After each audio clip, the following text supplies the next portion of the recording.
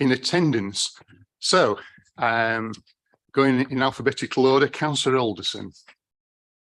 Morning, everyone. Councillor Alderson, Guiseley and Rodham Ward. Councillor Buckley. Councillor Neil Buckley, All Woodley Ward. Mike Foster, elected representative for Ardsley and Robin Hood. Morning, John Garvani, Councillor Horsforth Ward.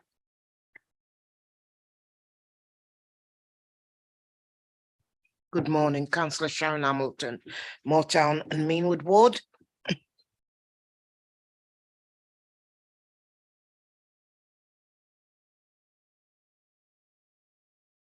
Morning, everybody. Councillor Zara Hussain, Roundhay Ward, and I'm substituting for Councillor Arif Hussain. Morning, everyone. Councillor Jess Lennox, Crossgates and Winmore Ward. Morning, everyone. Councillor Mohammed Shazad, Moortown and Meanwood Ward. Morning, everyone. Councillor Nicole Sharp from the Temple News and Ward. Morning, Isaac Wilson, Councillor for Wheatwood Ward. Thank you, and I'm Councillor Poulter as well, Chair of the board, and I represent Middleton and Bellow. So moving on to the normal housekeeping agenda items. Agenda item 1, appeals. There are no appeals. Agenda item 2, exclusion of the public. There are no items for which this is applicable. Late items, there are no late items. Item 4, declaration of interest, and I understand that a couple of members have got non-pecuniary interest to declare, starting with Councillor Lennox. Yeah, just for full disclosure, I sit on the West Yorkshire Combined Authority Transport Scrutiny Committee. And Councillor Wilson. Yep. Similarly, I sit on the West Yorkshire Combined Authority Transport Committee. Okay, that brings us to agenda item 5, apologies. We've had apologies. If we're going to go down that line, I'm also on the Wyker Transport Committee. Thank you, Councillor Buckley. So agenda item 5, apologies. We've had apologies from Andrew McGuinness from CPT, who was a regional manager, from Councillor Kidger, from Councillor Arif Hussain, as I indicated earlier, and welcome again, Zara. And also Councillor Lay, who's been deflected by last minute caring duties. Okay, that takes us on to agenda item 6, which are minutes. In my usual fashion, I'll go through them page by page, starting on page 5. If there are any matters or corrections that you wish to raise, do so for the appropriate page. So page 5, page 6, page 7, page 8, page 9. So I take it that the board is happy for me to sign these as a correct record in due course. Okay, thank you. So that brings us on to the one and only substantive item on our agenda, and it's always one that I think exercises members to a very great degree. As the report, the covering report indicates, the then City Development Scrutiny Board conducted an inquiry into advancing bus services in 2016-2017. Since that time, we've had annual reviews of progress, or in some cases, the lack of it, on the recommendations we made as a result of that inquiry. They've tended to follow the usual framework of reporting back on individual recommendations. However, this year, I felt that that was too much of a straitjacket and that the landscape had changed so significantly that we needed to adopt a slightly more updated approach, because obviously we've had the advent of an elected mayor, the bus service improvement plan, the development of partnerships, new funding streams, and I suppose last but very certainly not least, the massive impact of COVID, which is still with us. However, I'm sure that members will raise some of the normal points that arise in our discussions regarding connectivity, reliability, punctuality, affordability, information, etc. So before moving on to the report, I'm going to ask our attendees in the, I almost said the shooting gallery, but we're not that adversarial. So I'll start from the lady at the top to my left and your right. Hi, morning everybody. I'm Kim Purcell. I'm Commercial Director with Arriva in Yorkshire. Sorry, Chair, is it just an update on our service delivery that you're looking for, or introductions? Hey, oh, my microphone's not working. No, it's just introductions at the moment. We'll get on to more substantive contributions in due course, but thank you, Kim. Good morning, everyone. Paul Matthews, Managing Director of First West Yorkshire. Good morning, I'm Paul Turner from Transdev. I'm Commercial Director. Good morning, I'm Kate Morris, Head of Transport Planning at Leeds City Council. Hi, I'm Dave Pearson, Director of Transport and Property Services at West Yorkshire Combined Authority. Good morning. I think most of you know me. I'm Councillor Peter Carlill from Cavalry and Farsley Ward in Leeds, but I'm here in my role as Deputy Chair of Transport at the Combined Authority with responsibility for bus. And as part of that role, I chair the Bus Alliance Executive Board, which is what brings together the partnership with the bus operators. Good morning, Councillor Helen Hayden, Executive Member for Infrastructure and Climate. I've forgotten my own title. Morning, Darren Rushworth, Regional Officer from Unite the Union with responsibility for passenger transport across West Yorkshire. Morning, Andrew Dyer, First Bus Branch Secretary in Leeds, biggest depot in Yorkshire. Welcome, everyone. Right, moving on to the report. I think that Dave Pearson is going to introduce the report. Dave, assume that board members have read it and, if you like, just reinforce the key points. Right, thank you, Chair. As we've set out in the report that you've got in front of you, the sort of current position on a variety of different aspects. So I'll very briefly talk to each one, but as Chair said, I'll take the report as read. But I think the first thing to say really is around the sort of current position that the bus service in Leeds and West Yorkshire sort of finds itself in. I think the Chair referenced the pandemic in introductory remarks, and I think it has had a significant impact on bus patronage, both in terms of the various different times and restrictions applied, but the longer term impacts on travel behaviours have changed and are a significant factor for us to consider in how the bus service both recovers from the pandemic but also evolves. And I think that's an important sort of reflection that we're in that in that sort of stage at the moment. I think accompanying the pandemic, there are a number of sort of economic and employment market issues which are quite prevalent and impacting heavily on the bus service, as they are on other parts of the economy as well. So the bus service isn't immune to the same sort of stresses that other industries are having, and in particular the workforce availability in terms of changes in the wider workforce is impacting on bus operators. And I think the operators will probably explain their positions in terms of that, but that does have an impact on service delivery.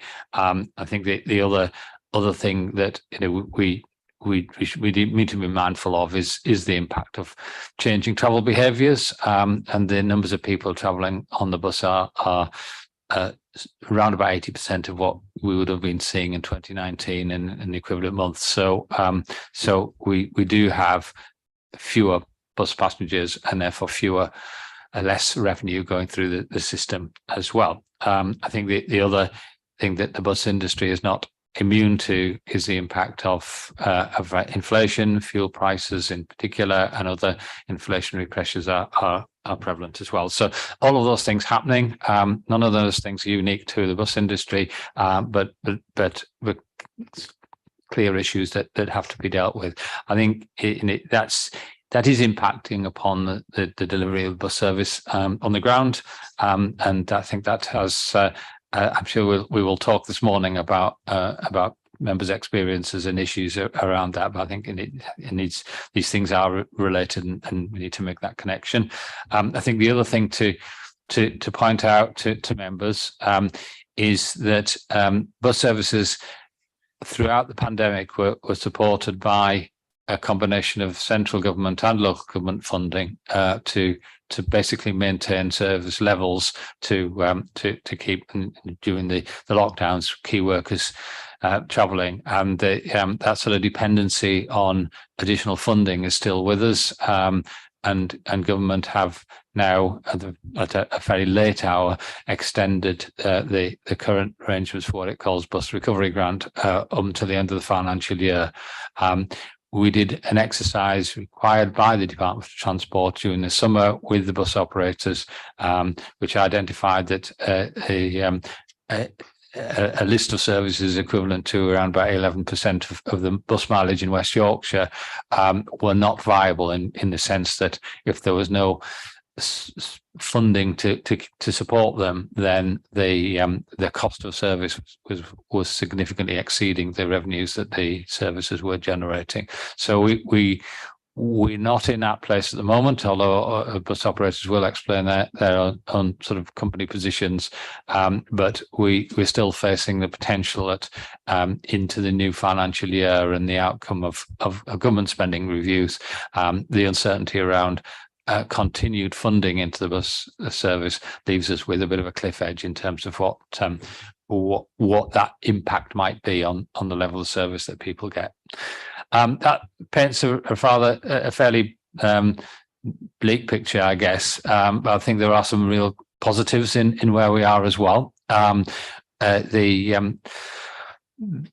The region was successful in obtaining funding through the government's bus service improvement plan programme, and just short of £70 million worth of revenue funding, which sits alongside the region's allocation under the City Region Transport Settlement Fund for capital schemes. So we have both £70 million of revenue funding over 3 years to deploy to help us sort of build the bus service out of the impacts of the pandemic, and in particular to look at how we can evolve the bus network.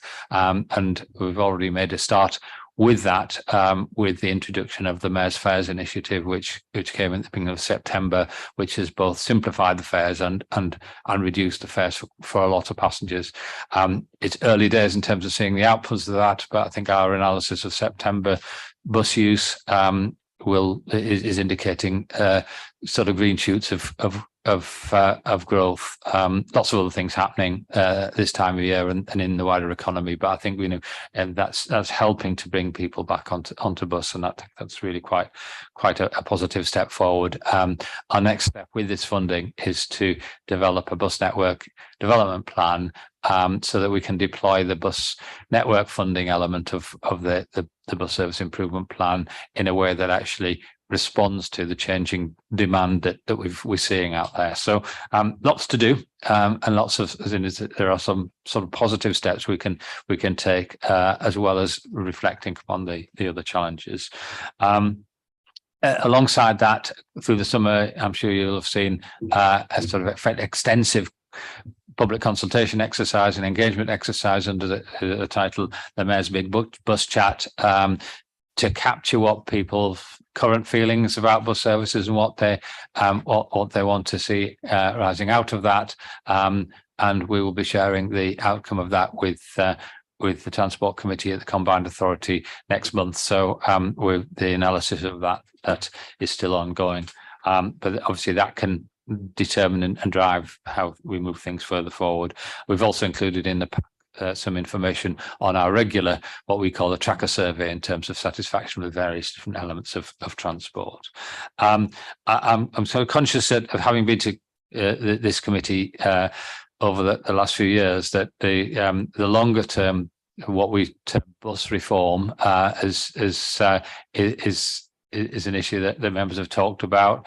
I think we talked at the last meeting of this subcommittee that the Combined Authority was taking the first steps towards assessing whether or not bus franchising is a longer term solution.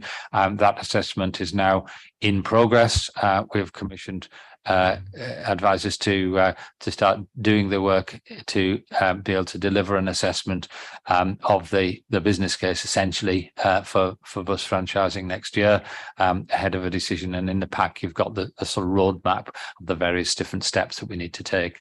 In the meantime, we've strengthened our partnership with bus operators, and as Councillor Carlin mentioned, we've got a bus alliance, which is now in the terminology of the Bus Services Act, an enhanced partnership, and that's a formal partnership between the bus operators, the combined authority, and the respective councils in West Yorkshire, and that sort of starts to contractualise each organisation's respective contributions towards improving bus services, and I think that's an important step forward that we've taken as well since the last meeting. Finally, we were also successful in getting funding from the government's Zebra scheme for zero emission buses, and we are working with the three operators here today on schemes across West Yorkshire to bring in electric buses and to start the process. And of course, in Leeds, we already have electric buses operating on the Sturton Park and Ride and on the number 5 route in the city. So first steps. It's a big project to make the bus fleet zero carbon, but it's very much a first step. So I'll stop there. I think that covers the substantive parts of the paper, and I think we're happy to answer any questions or any clarifications that come from it. Okay, thank you, Dave. I'm just going to go around the top table, but I think I'll start with Councillor Hayden. Have you any comments to add? Just to recognise all the work that's been going on, and the frustration of how the pandemic, and also other issues have kind of curtailed and frustrated attempts to make Leeds a place where you don't need a car. And that there is many positives to the bus service in Leeds, and there's been many step forwards in the last year, especially around the fares, and that has gone down well with the public, so I just want to thank people who are working, and all the bus drivers and everybody who works to keep Leeds moving on a daily basis. They do a really difficult job, and they're absolutely necessary to our economy, to our well-being, to people making those community connections, just that commitment to make the bus service in Leeds, our work with Councillor Carlisle and with officers to make, and with the bus companies, to make it the best that it could possibly be. Thank you. Thanks, Ellen. And just to give us a highways perspective, because there are obviously issues relating to highways schemes, small and large, that enable bus services to operate effectively or otherwise. So, Kate, I think it is, if you'd just like to add a few comments. Yeah, just to emphasise, I suppose, that the bus continues and is an integral part of delivering the transport strategy.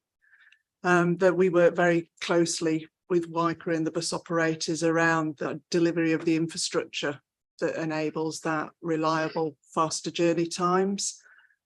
So as Dave said, we were very pleased in terms of the settlement we've got through the CRSTS. You'll have seen a list of bus priority that is associated with that funding that builds on what we've delivered really through the LIPTIC programme, an extension of that. We recognise obviously that it's a balancing act between ensuring that the highway operates in all of the different elements of that and providing that priority for buses, but we'll continue to work across the piece to deliver improvement and encourage people to use them. Thanks, Kate. And in recognition of all the colleagues at the top table giving up their time, I'm just going to go briefly round the other attendees before bringing board members in with their questions and comments. So I'll start with Darren and Andy, and for the avoidance of any doubt, our Unite colleagues are here because they made a valuable contribution to the original report, and I think it was quite reasonable to ask them along to this follow-up session. So Andy, Darren, if you've got any brief comments to add, please accept that you will be brought in if you want to comment on any of the issues raised by members as we go through the rest of the meeting. Hi, thanks. Obviously, throughout the last 2 or 3 years, certainly from a trade union perspective, our members have found it extremely difficult, as you know, as everybody else has really. And as we move into kind of unprecedented times in relation to the economy, bus drivers and our members are kind of working as best they can to provide a service that is what the public would want. I think it's fair to say, certainly from my perspective, that the relationship that we've got with the bus company, certainly that I work with, and predominantly that's Paul from my perspective here in Leeds, is very good. And in a lot of cases, we're on the same page about running a successful service for both our communities, the public, and ultimately our members. Naturally, we have our disagreements. And my colleagues will be able to, and Kim will kind of be testament to that, but kind of ultimately we are pulling in the same direction the majority of the time, and that's to have a successful service that benefits the communities in and around Leeds and West Yorkshire. And you know, we'll work with whoever we need to work with in order to make that happen as best as it can. Being brutally honest, that's not to say that we won't have our fallouts, because that's the nature of the beast, in that our members always want more pay than sometimes the providers are willing to give. But you know, we ultimately work through that, and first and foremost, I think our members are dedicated to providing the best bus service for West Yorkshire and the communities of Leeds that they can. Okay, thanks very much. I'll take that as the contribution from Unite. Yes, of course. Just something to pick up on what we mentioned at the very start is that somebody mentioned there's a shortage of staff and drivers in Leeds. No, there isn't a shortage of drivers in Leeds. What there is, as a good colleague of mine says, there's shortage of good paid jobs in Leeds for drivers, and that's why the bus drivers are doing other jobs and not driving buses, because they can get paid elsewhere. Okay, thank you for that. I'll move over to Kim now. Yeah, thank you. I think it's fair to say that it's certainly one of the most challenging times that the bus industry has faced in recent times. The driver, or the national driver shortage, and actually the labour market shortage as a whole, does pose us challenges, and we're certainly having to react to that in ways that we've not experienced before. We are trying as much as we can to work in partnership and deliver a strong and reliable service for the customers of West Yorkshire. But we have to work together to get through some of these challenges that we're facing. They're going to take a while to resolve, unfortunately. But we're committed to the region, and we're committed to getting the service levels back to the standards that people quite rightly expect. Okay, thank you. Moving on, Paul. Thank you, Chair. Yes, just I don't want to duplicate what's already been said, but just picking up on Dave's comment about the recovery position. Yes, the position is around 80% of pre-COVID, but it is remarkably or noticeably different by different sectors of the market, and it's important to remember or to recognise that markets like entertainment, going out for evenings, children's markets, university markets have all recovered very, very strongly indeed. And as has a lot of commuting markets, it's the white collar market, which, as you would expect, has not recovered. And probably the worst recovery rate is from concessionary travellers. and that is concerning, significantly concerning. And we certainly have spent, during the course of this year, will have spent about £1 million on marketing to try to stimulate the market. But we are coming back to the same issue, hampered by resource availability. And I believe we could get much higher than 80%, probably 90%, if we were able to run a good quality service, which I would put my hands up openly and say it's the worst quality of service in my 40-year history we are currently delivering because of labour availability. Now, I take Andy's point about it's not a lack of drivers, it's a lack of well-paid drivers. Of course it is, that is the case, but the industry has few options really. If we tailor our network to reflect the resource we've got, we get criticised. If we run a reliable service, rightfully we get unreliable service, rightfully we get criticised.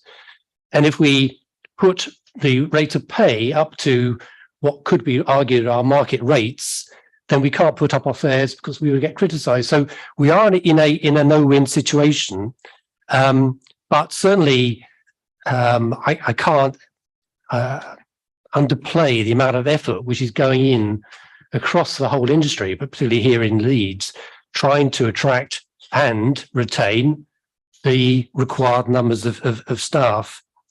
I think the other two things briefly to mention, Dave's mentioned about the funding, and we have been on this roller coaster of uncertainty throughout the pandemic, of not knowing whether the funding was going to continue, whether it wasn't.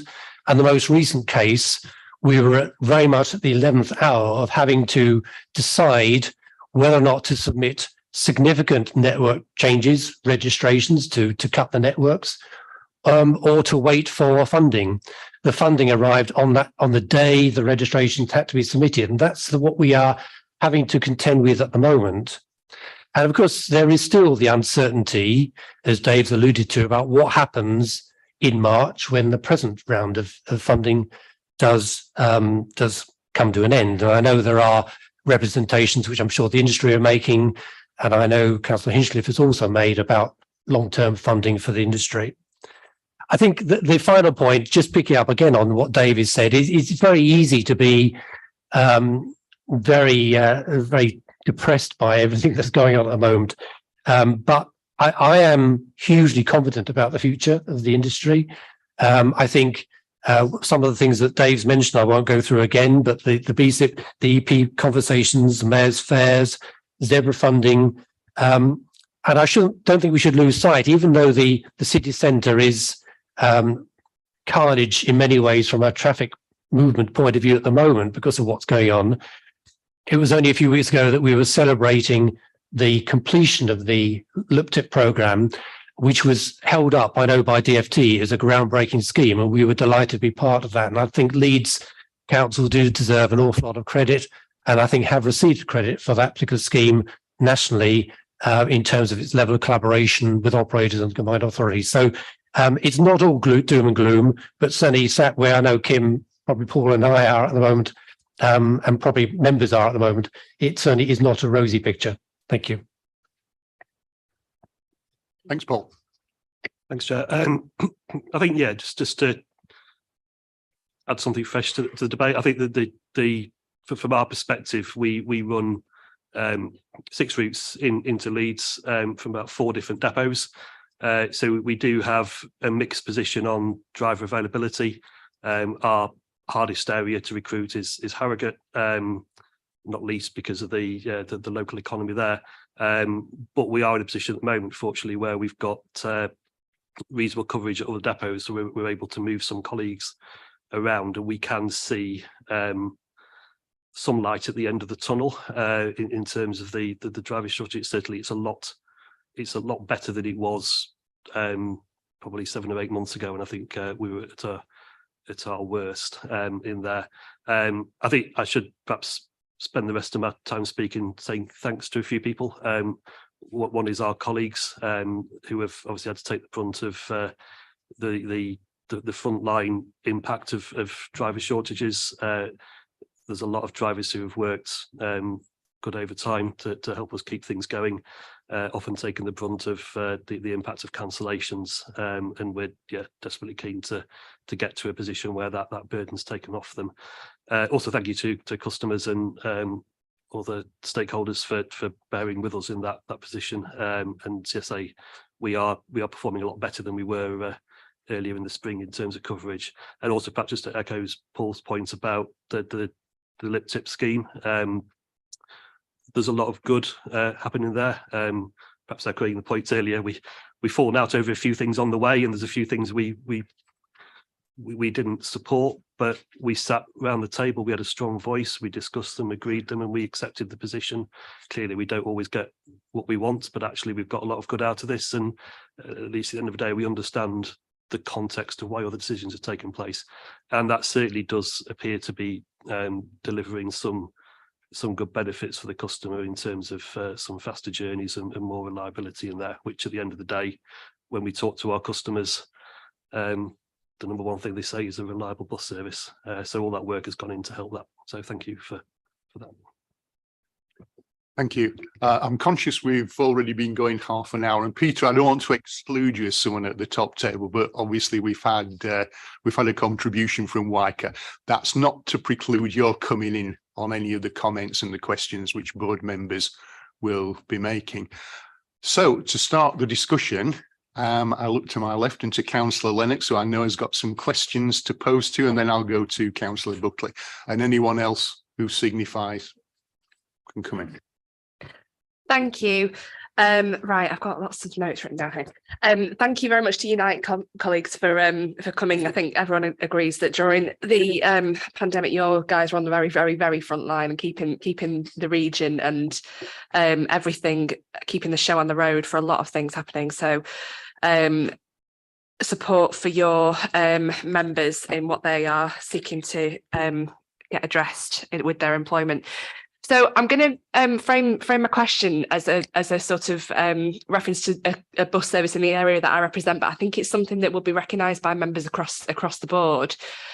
We had two services cancelled, the X26 and the X27, which take people through East Leeds out to the employment and leisure areas up at the Springs in Thorpe Park near the M1.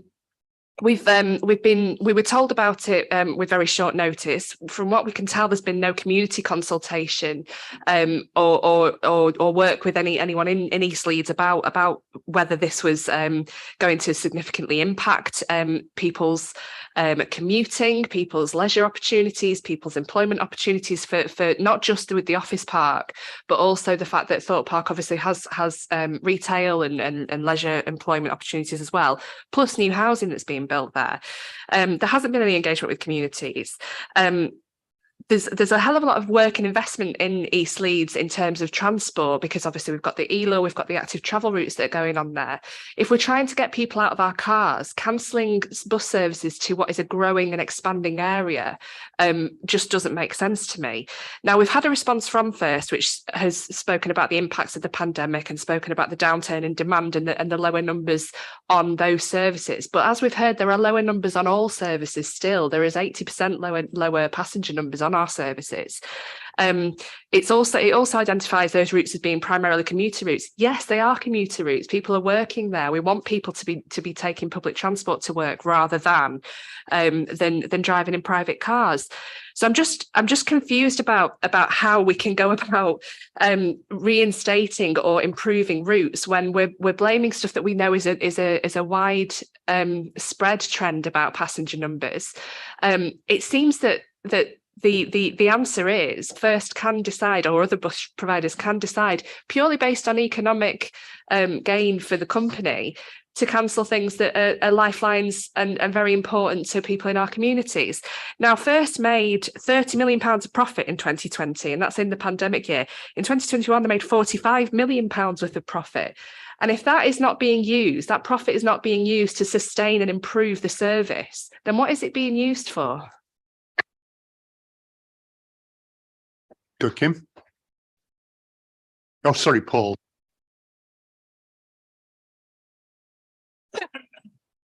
Thank you, Councillor Lennox. I mean, certainly there were a small number of routes cancelled at the time that I've mentioned when BRG, we didn't know whether it was going to be extended or not, and it was extended. And the X26 and 27 was a casualty of that. And whilst we talk about the 80%, there were some routes which were way below that, and the X26 and X27 in terms of its recovery was much lower. We had to make painful decisions. We did do what we are required to do and liaise with the combined authority about our proposals, but there was probably not a sufficient time to consult as much as we would have wanted because of all this uncertainty regarding funding. I think it's probably unfair to quote the national profit of certainly within West Yorkshire during the pandemic, we didn't make any money.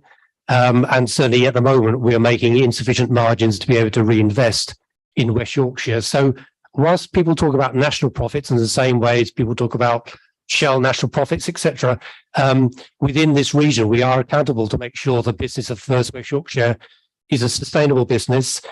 As far as the X26 and 27 is concerned, we did divert some journeys on the Route 19 at peak times to try to offset some of the negative reductions, although it would never be a replacement for.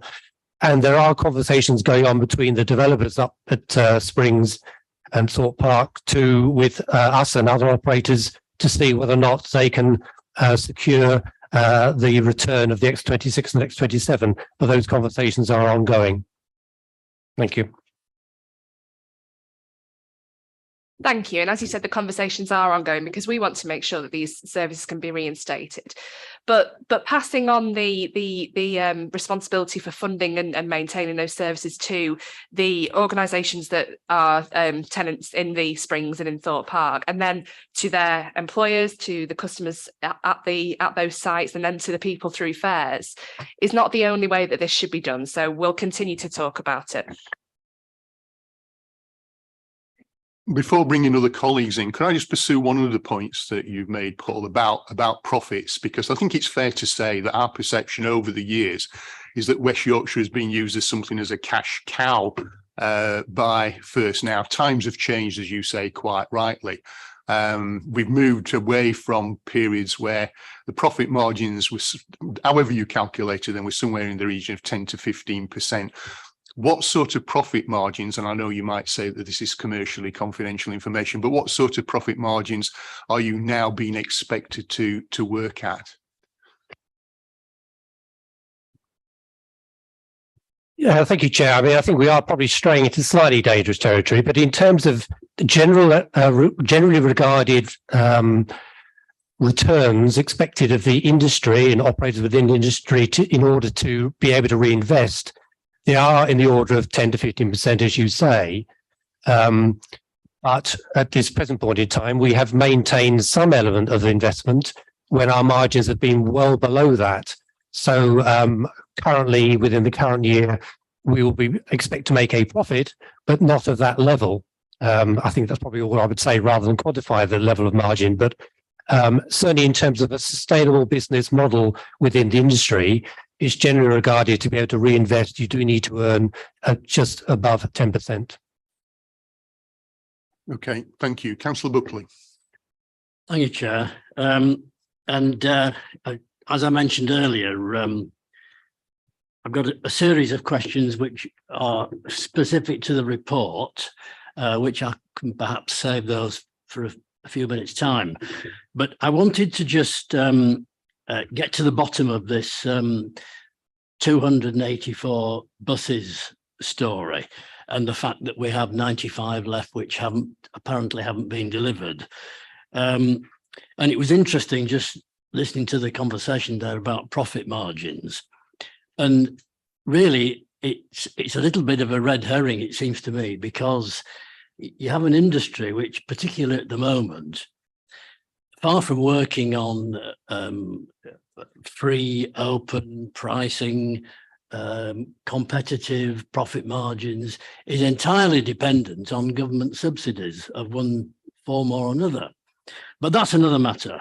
But going back to the 284 buses, I looked it up actually, and it's 5 years since Councillor Blake, as she was then, made this agreement that we'd have the whole city altered in favour of bus lanes and bus gates and so on and so forth, in return for the delivery of the 284 eco-friendly Euro 6 buses. And I just wanted to be clear, because and this is, and I'm not blaming the bus company per se necessarily for having not fulfilled the whole figure, but I wanted to get clear how it worked. So I've got just 2 or 3 points here. Which company builds these buses? That was the first question. Given that we had a specific number of 284, was a master order placed for that number with a company from which tranches of deliveries would be drawn down, or was it not? And what kind of average price per unit would a bus cost roughly? And are they actually bought, or is there some kind of lease arrangement? And in the event of a change of ownership of the bus companies, who would own the buses, and who would, in that event, who would be responsible for delivering the final tranche? And finally, Chair, just on this point, if the 95 are still outstanding, would it be possible for the bus company to say, well, I tell you what, we won't deliver those 95. What we'll do instead is to keep going a selection of routes which are not economic by using that money? Okay, I mean, just to amplify the point that Councillor Buckley's made, I think 2 years ago, the board was told in one of its update meetings that there was still this outstanding number of buses, but that they were going to be provided. 1 year ago, we were told there was still this outstanding number of buses, the 95, but they would be delivered by the end of the financial year 21-22. Have any of them materialised? And if not, why not? Well, in terms of the question which Councillor Buckley asked at the start, and you've just reiterated, in terms of what the vehicles which are either in place or on order, would leave a balance of 21 vehicles. So there are vehicles committed as part of the Zebra programme for which orders have been placed. There have been additional vehicles which have gone in on the Bradford corridor, for which most of the route is in Leeds, and therefore they are accounted. And so once the Zebra order is fulfilled in 23, then we will have a deficiency of 21 vehicles. And there is, as I've said, at each scrutiny panel committee meeting, there is a commitment to maintain and deliver their 284. What no one ever foresaw was the fact that we were going to go into a pandemic and be constrained on whether or not we could order new vehicles or not. I think, Councillor Buckley, you asked a number of subsidiary questions. There was no, well, sorry, the first one was which company builds them. Well, there are a number of manufacturers around the country. We have tended to go with a builder called Wrights, who now trade under a different name, but they're based out in Northern Ireland. But there are other providers or makers of vehicles, and occasionally, like on the Route 5 that we've got running around the city centre, they're actually built in China, the 9 of those. But predominantly, our vehicle suppliers come from Northern Ireland. Was a master order placed at 284? Well, no, we are a business which has to provide a raise of capital request each year of our group, and each year that's what we were doing. So each year an order is placed to meet the commitment to 284, and that's what we were doing pre-pandemic. So no master orders placed each year, which is what we've continued to do and will continue to do for the balancing 21 vehicles over the next couple of years. But the commitment absolutely remains in place. What's the cost of a bus?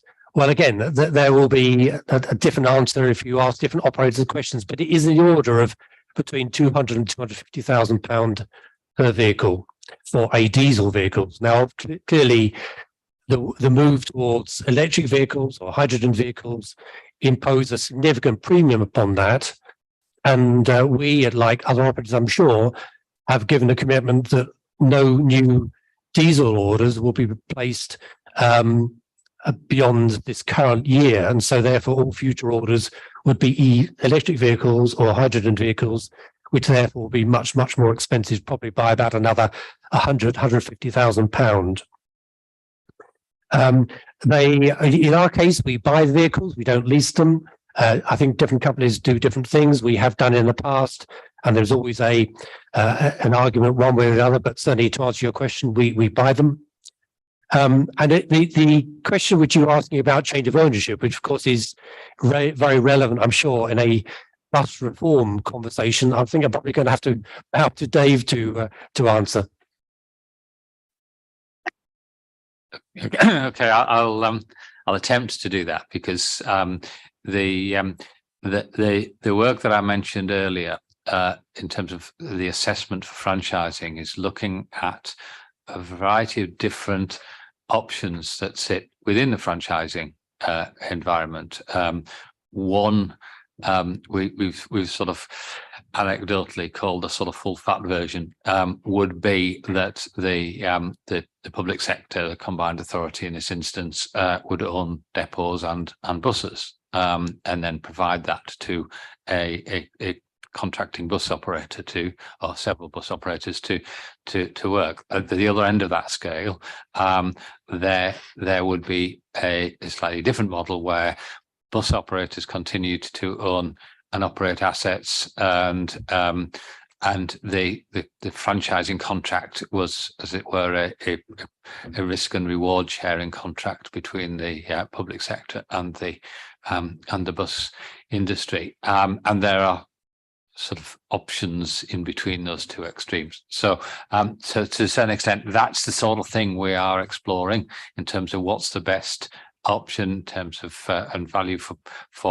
taxpayers' money that comes out of that particular process. And that's an exercise which the mayoral authority has to do before it can make a decision around franchising. So that works in progress. The other thing I would just sort of reiterate around the 284 buses is that they're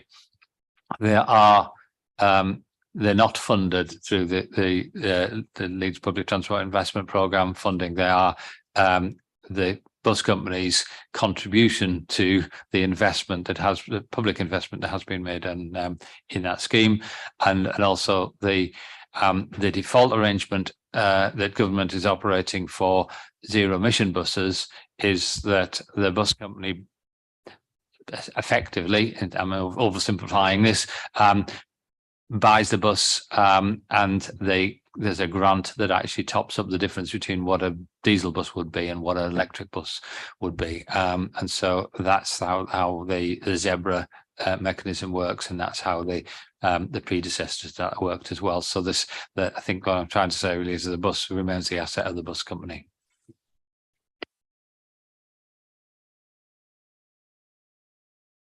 Yeah, just to come back briefly on this, I'm even more confused now about, I thought it was 95 and it's, Paul's now said it's 21. So did I hear correctly that the other 74 are on order? That was my first question. And secondly, can we have an assurance that from now on there'll be no buses bought from China?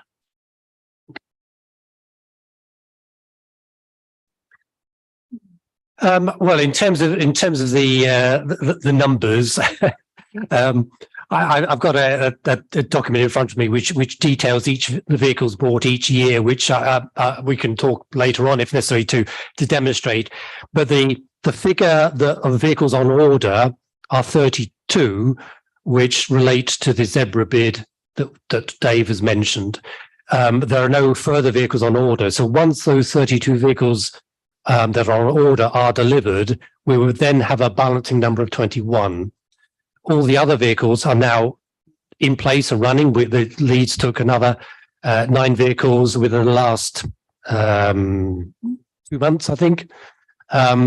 So there has been a continual process, and the ones operating on the Bradford corridor were delivered the early part of this year. So they are in place, but the only outstanding order is for 32 for the Zebra bid, which then leaves the 21 balancing figure still to be ordered.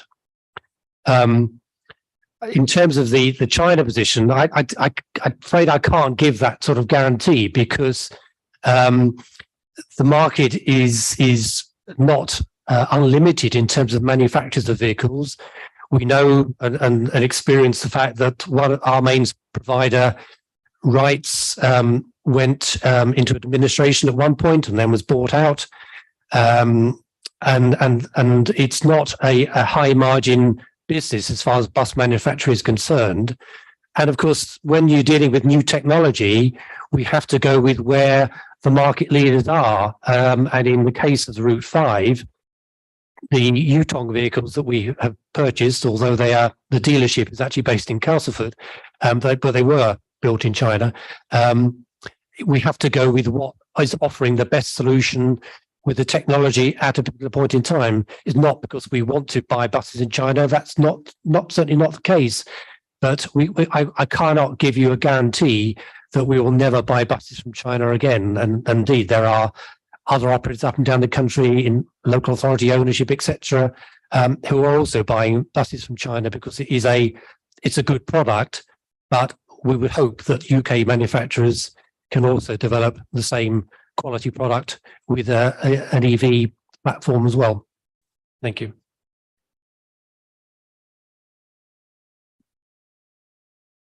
Thanks, Neil. Just to follow up on Councillor Buckley's comment, could I point you to paragraph 2.27 on page 21 and just seek some clarification about the Zebra bid? Because in that paragraph, it says West Yorkshire Zero Emission Bus Regional Area Zebra is part of a wider programme. There's a £56 million scheme funded by the DFT for office operatives to deliver 111 electric buses. Now, Paul, you've just mentioned a figure of 32, and you'll understand why I'm slightly confused in the disparity between those two figures. And perhaps I'm just being obtuse, but it would be useful if you could indicate the disparity between this figure in this paragraph and the 32 you've mentioned.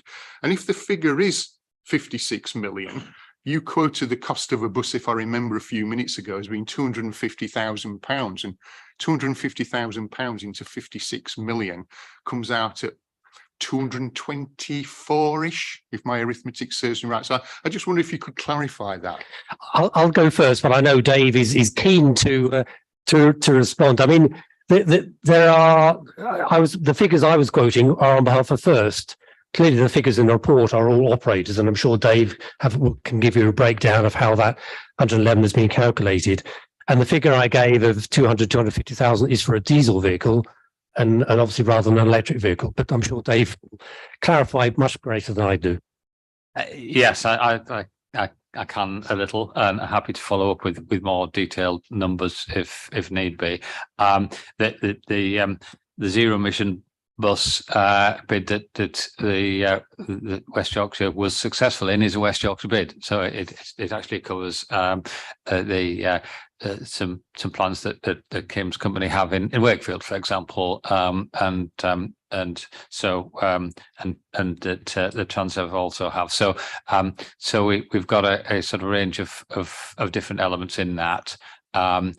And so Paul was related specifically to the first element. I think the other thing, two things I would add to that: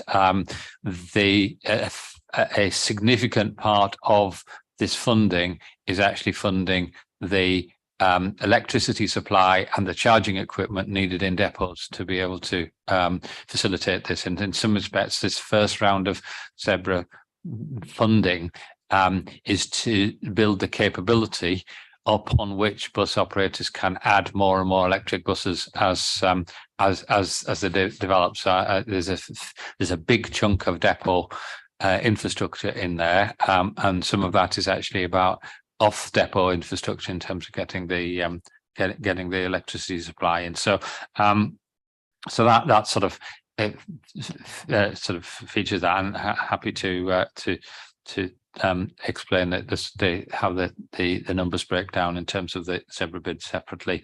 I don't immediately have them to hand. The final point is whilst the discussion had around the buses built overseas in China, one of the sort of conditions that the government require is that full use of the market availability of electric buses across the world is taken. So to a certain extent, we are using government funding and government funding rules in terms of how we deploy the Zebra funding as well. Okay, thank you for that clarification. Isaac. Thanks, Chair. Another question for Paul Matthews, I'm afraid. If you're separating out national profits from West Yorkshire profits, how exactly do you plan to start making a profit in West Yorkshire? I see lots of really excellent public schemes, which I recognise are partnerships, but how do you specifically as a private company plan to grow and make a profit? Because it seems like we're in a bit of a quandary, which is that you can only make services more reliable and expand services if you solve the driver recruitment issue, but you can only solve a driver recruitment issue if you pay the drivers a competitive rate. Surely the way to fund that is through growth in use. I meet lots of residents who want to use the bus to get to work in particular, but also to use public services and other amenities, but they can't because it's not reliable. There are lots of people who can't drive or actively don't want to, and I think that's a growing market, and I put myself in that bracket. Many of them live in the Meanwood area, which is covered by my ward and by Moortown wards. Two of their councillors are here today, but they've given up on, for example, the 51-52 first bus service, which is a subject of continuous and furious complaints. I've frequently seen passengers waiting there and giving up and getting an Uber instead. So they've got the money to use the service but they would like to use the bus. I'd love for you to meet those residents, and I can arrange that for you.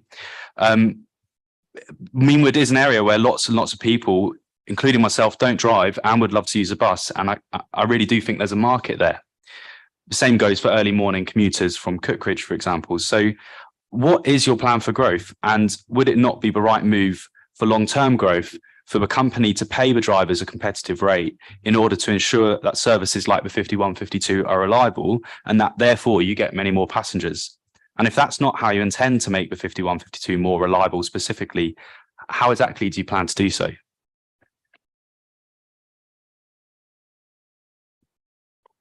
Thank you, Councillor Wilson. Well, clearly there's an enormous challenge in that question, which I don't think I would do justice in answering it fully today. But it isn't just around, as hopefully my Unite colleagues would verify, it isn't just around rate of pay. The reasons why I would contend, and again, I don't want to get into an argument with our Unite colleagues across the table here, is it's the reason why people leave and are dissatisfied with industry. Partly it's pay, but it's primarily around the work which they are having to do in terms of the shifts and the type of environment in which they are operating. And of course, it's compounded by the fact, as I think Paul mentioned earlier on, that they are in the front line of receiving all the negativity around the cancellations which you refer to, which is in itself is a deterrent and encouraging people to staff to choose other occupations. So it is partly around pay, but it's also around the nature of shifts. And we are trying to work with Unite to explore alternative shift patterns. We are introducing part-time labour to try to ease the issue. But fundamentally, I totally agree with you about, in terms of what is our solution. Our solution to achieve a sustainable business and a profit is by running a reliable service, because the passengers are there to be won over. And therefore, we do have to resolve the driver shortage issue. But I would contend it is not necessarily as simple as just whacking up, I'm sure my colleagues would disagree, whacking up the rate of pay. There are other variables as well, because we know that currently in West Yorkshire, I have about 100 driver vacancies across West Yorkshire, not just in Leeds, about 100. And I have 200 people waiting and in the training school ready to take up those places. But of course, the challenge is that as fast as I put them into jobs, then an equal number then choose to leave. So it is a constant challenge, but I would just contend that it's not necessarily solely around rate of pay. It's around the basket of conditions which the drivers are required to do. But fundamentally, I totally agree with you, Councillor Wilson, that the solution to sustainable profit levels is by running a reliable service in Meanwood and elsewhere, which requires the right numbers of drivers. Thanks. Just to come back on that, I think it does still seem there's that kind of chicken and egg thing, which is probably that the drivers would be getting a bit less negativity from passengers, although I don't know if I'd love to see the sort of evidence that that's the reason that drivers are leaving. But you know, if the service was more reliable, and I think my fundamental question is increase if the main factor behind issues of recruitment of drivers is the pay rate, which maybe it's not, but if you could break that down for us and sort of explain what the factors are, then whatever the solution, and I'm assuming part of that has to be about paying competitive pay, would that not be a worthwhile investment in order to get that reliability and therefore grow the service and grow the use in passengers? And it's kind of it seems to me it's a sort of long-term investment plan, and if the profit for that isn't in West Yorkshire but is across the country, then sure, I mean, first is one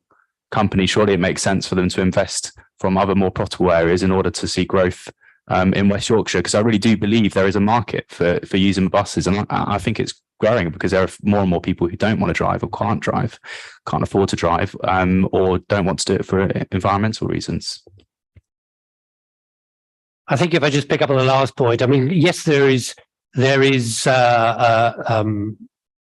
some element of profit being made in other parts of the businesses in the same way as in West Yorkshire, but the issues we are facing here are affecting every single operator first and every single operator in the country. So the prospect of moving profit from elsewhere to fund improved terms and conditions for staff here just wouldn't work, because the staff in other parts of the country would be demanding exactly the same elsewhere. So it is not just a West Yorkshire issue, and that's the key point. It's a national issue that we're facing, along with much of the service sector. In terms of what are the ingredients to it, well, I'm sure I'll let my Unite colleagues respond to what the ingredients are. Pay is one thing, I accept, but it is, as I said earlier on in my response, it's also around the shift patterns, the length of time that people are sat behind a wheel, the late nights, the turnarounds between duties. There are lots of things which are a factor which influence whether or not it's an acceptable employment opportunity for a member of staff. But and so therefore, I'm not convinced, in spite of what my colleagues might say, that just putting an extra few pounds on pay per hour would be the right thing or would achieve the right results. Now, I'm going to come in and I'm going to be very careful because that's my boss sat over there. So I have to be careful how I phrase a lot of things here. Yeah, and can I just say this is not a forum for No, but I'm going to explain. I've been a driver in Leeds now for 35 years. Always worked in Leeds. Now, Paul's right in a way. It's not just about pay, and this is where we'll disagree. Pay is a massive part of it, because when you've got a job what's a hard, uncomfortable job, and nobody wants to do it because of the grief you get coming to work, the grief from passengers, and I'm going to say the grief from the management, how disciplines go in depots now and stuff like that. Then you should pay people to overcome that. People on oil rigs don't do it for minimum wage. They get paid good money because it's a hard, dangerous job, and they get paid a reward for it. And Paul mentioned scheduling. Now, unfortunately, buses run from 5 a.m. till midnight, and we have to accept that we have to accommodate everybody, and we can do this. But there are ways where we can do it. We can work with Paul on different ideas about paying people to do different shifts, but it has to be open from the company, and there has to be cash inducements to do that. And we're always open to talk to the company about increasing drivers' T's and C's, and the door's always open when Paul wants to knock on the door. Thank you, Darren.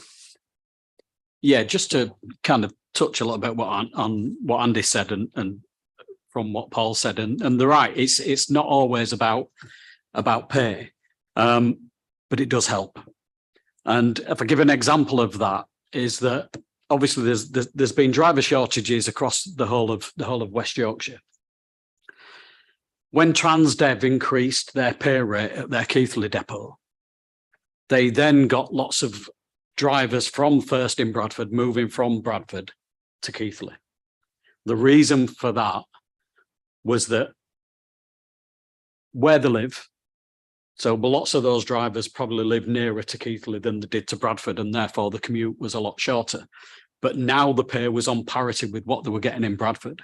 So those drivers took the decision to move, A, because the money was the same as they were getting in Bradford. So it's no more, no less.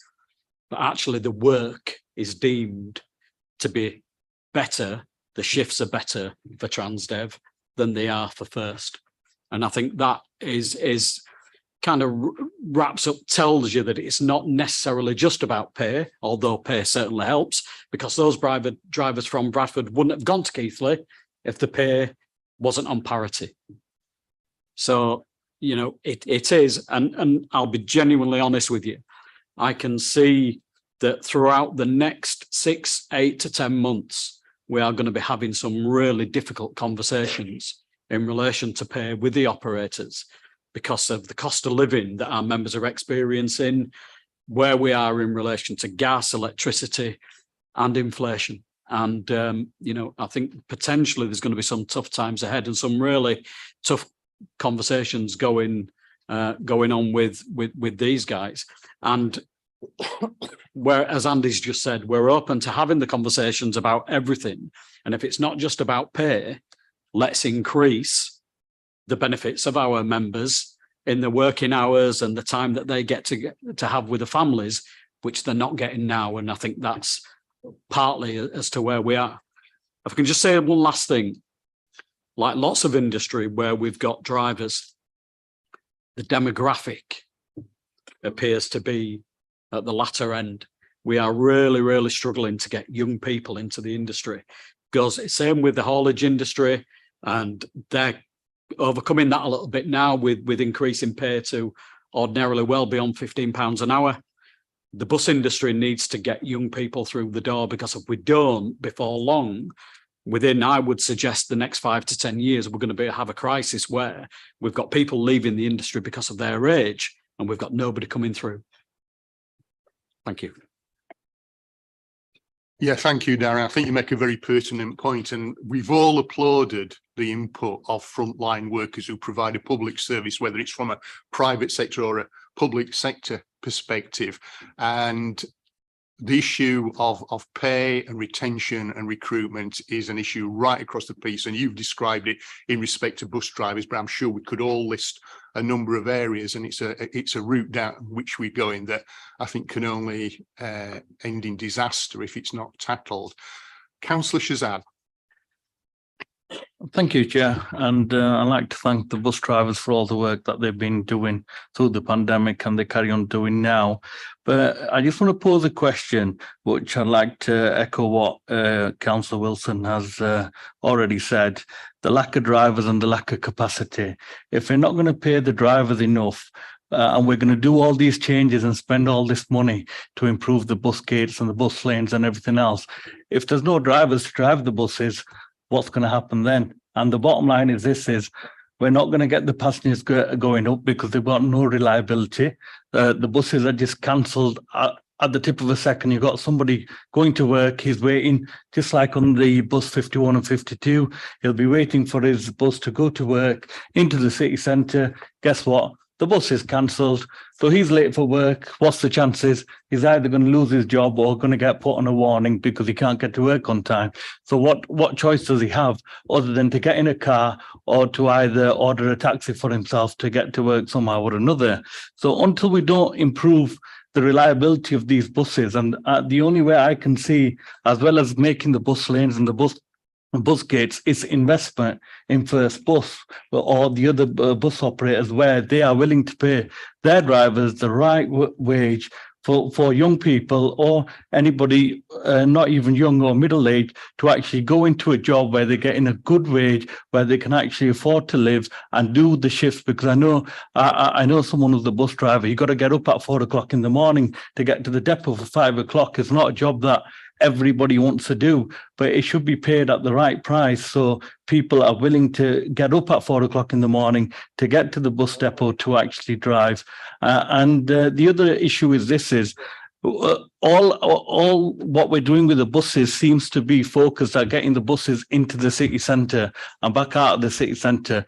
But what we've got local people, local residents in our wards that might want to go to the hospital, but there's not one single bus from my ward that goes from my ward to St James's Hospital directly or to LGI directly. We've got an aging population. They don't necessarily want to get into taxis. They love to go on a bus because, as you said, the mayor's rates are cheaper, the prices are good, but they're not going to get on those buses because they can't get to where they want to go. And another question I've got is, the issue is on people with disabilities. A lot of people, if somebody's got a pushchair, they're with children, and depending on how many wheelchairs want to get onto that bus, the buses just haven't got the capacity. So what are we doing for those people that have disabilities, or mothers and fathers who are taking their children into the city centre on push prams? The facilities ain't there, and there's a big delay when they're trying to get on the bus as well. Again, that impacts the reliability. What we're looking at to do on the buses, which will improve that for the people with disabilities and for families with pushchairs and extra luggage, because that's a massive issue for a lot of the residents as well. They like to get a bus and take it to the train station or the coach station, but they find it difficult to put their suitcases on there or to have the space for the suitcases. So, I mean, I don't know who's going to answer that, but I'm happy for anybody to give it. Okay, three very wide-ranging questions. The first point about driver remuneration and recruitment, I think we've covered in some detail, but I think Councillor Shazad has again summarised the points that are being made very, very effectively. But he then moved on to two other questions, one of connectivity and the other of provision for people with disabilities. And connectivity has certainly been one of the issues that year in, year out, as exercise members of this board. One of the difficulties, of course, is that to achieve the connectivity, much of which has been lost by major cuts since deregulation in 1986, is that it requires more mileage, and more mileage has a resource implication. And one of the messages that's coming over loud and clear at the moment is that that is a real challenge. So perhaps we can concentrate on the connectivity and the disability issues that the Councillor Shazad raised.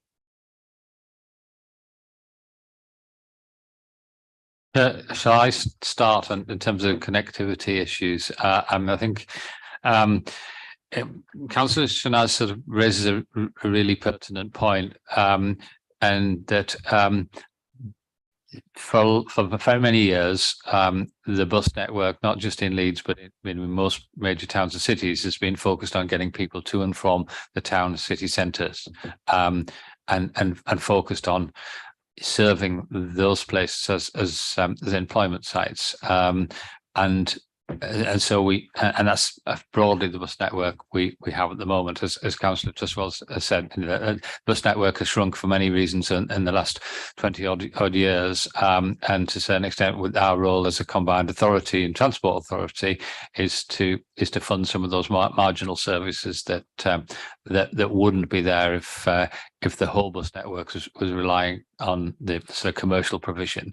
I think the interesting point that we get to, and this gets us into how we can intelligently use the bus service improvement plan funding, is that demand for travel has changed, and I think one of the things that does come over, particularly since the pandemic, but it's probably been going on for longer than that, is that the number of people who want to come into the city centre is probably less than it was, and they're only coming in certain days of the week when they do come in, and that in the same time there's lots of other destinations around and about that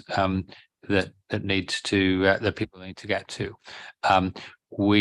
I think we've talked about this in last year's meeting, and the service is still operating in East Leeds. We're piloting a different type of bus service and some of that, actually, some of the greatest patronage we've seen on that has been people going to and from St James's Hospital. So you can see that, if you change the offer a little bit, then you start to provide those services. But some of the places people want to go to that aren't in the city centre, they don't sort of generate the numbers of passengers that would make that service a commercial viability. And then we get into what is funded and affordable on the public sector to be able to provide as to supplement. And I think that's why we want to try and use the bus service improvement plan funding sort of intelligently, so that we can start looking at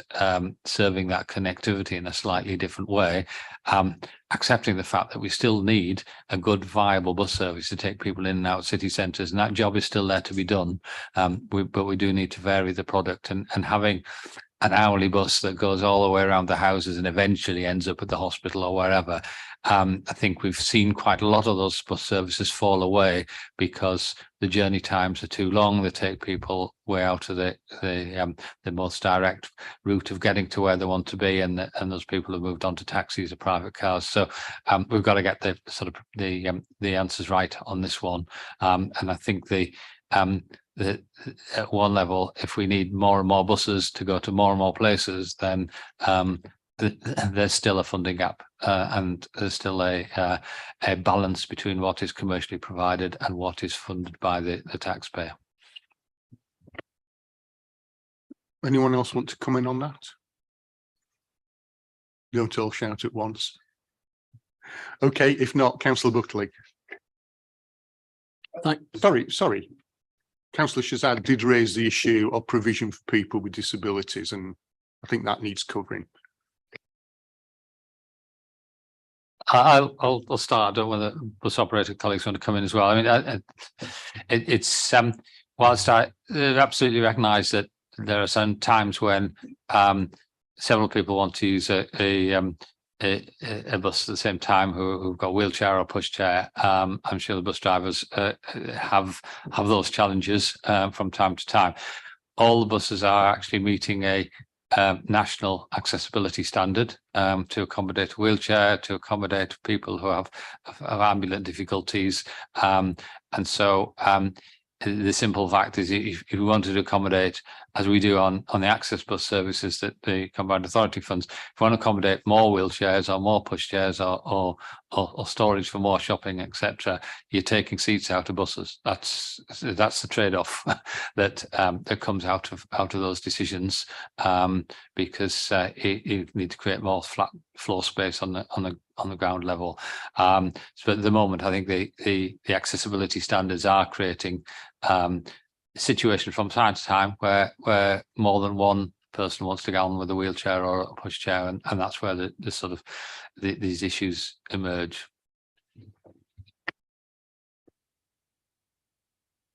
I think if I can just add to that, the latest buses that we've purchased can accommodate up to 3 pushchairs. So they can take either 3 pushchairs or 1 wheelchair and a pushchair. But as Dave says, the more of that space you allocate to that purpose, the less seating availability you have. And we do know from our customer surveys that availability of seating is one of the high priority factors when people are choosing whether to travel by bus.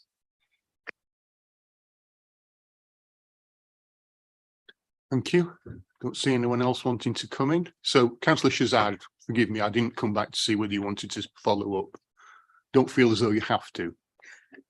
I'll just follow up if you don't mind, Chair. I mean, so how are we going to encourage families to use the buses then if we could only accommodate on the newest buses 3 pushchairs, and we're trying to get people to use the buses?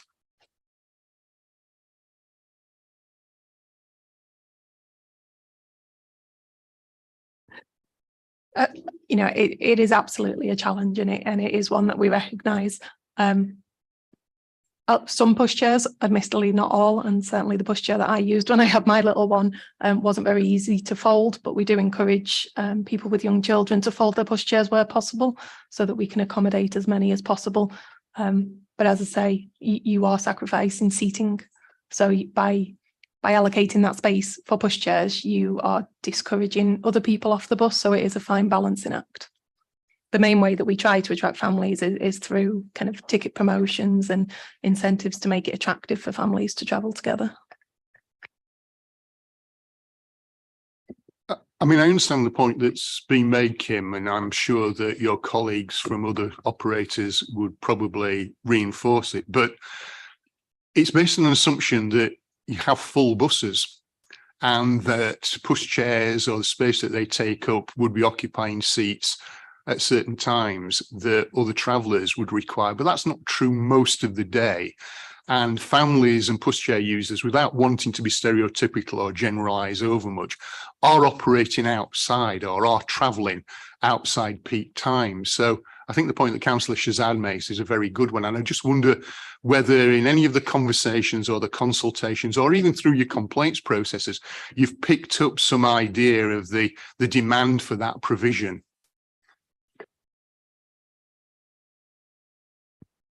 I think perhaps, Chair, if I could come in, the councillor makes an interesting point, and we're grappling with this to an extent at the moment with our spec for the electric buses for Leeds Bradford Airport routes, part of our Zebra scheme, where we need to provide wheelchair space, luggage space, seats, pushchair space in actually what is quite a small vehicle that is also a little bit challenged for weight because of the fact it has batteries rather than an engine. But we are working really hard with manufacturers to help address that. Some of the things we've done is where we particularly with our double deck vehicles, traditionally they have seats over the wheels at the back which face backwards that nobody likes using. So we've taken those away and we've put additional luggage space under there, so people who can sit at the back have got, even if it's laptop size bag storage or shopping bag storage under there. Trying to be as creative as you can to make the best use of that space to match the demand. I think it's interesting. I'm just going to sound like an old man now, but actually going back 20 years when the first low floor buses came along, and actually we had for the first time you could actually wheel a pushchair onto a bus, and actually how transformational that was as a parent, from trying to hold your child in one hand, fold the pushchair down and shove it in the boot of the car. It did actually help us open up a new market. If we've got to the point now where actually that demand has grown to the point where we now can't accommodate them, it's a good problem to have to solve, and we will work hard to solve that.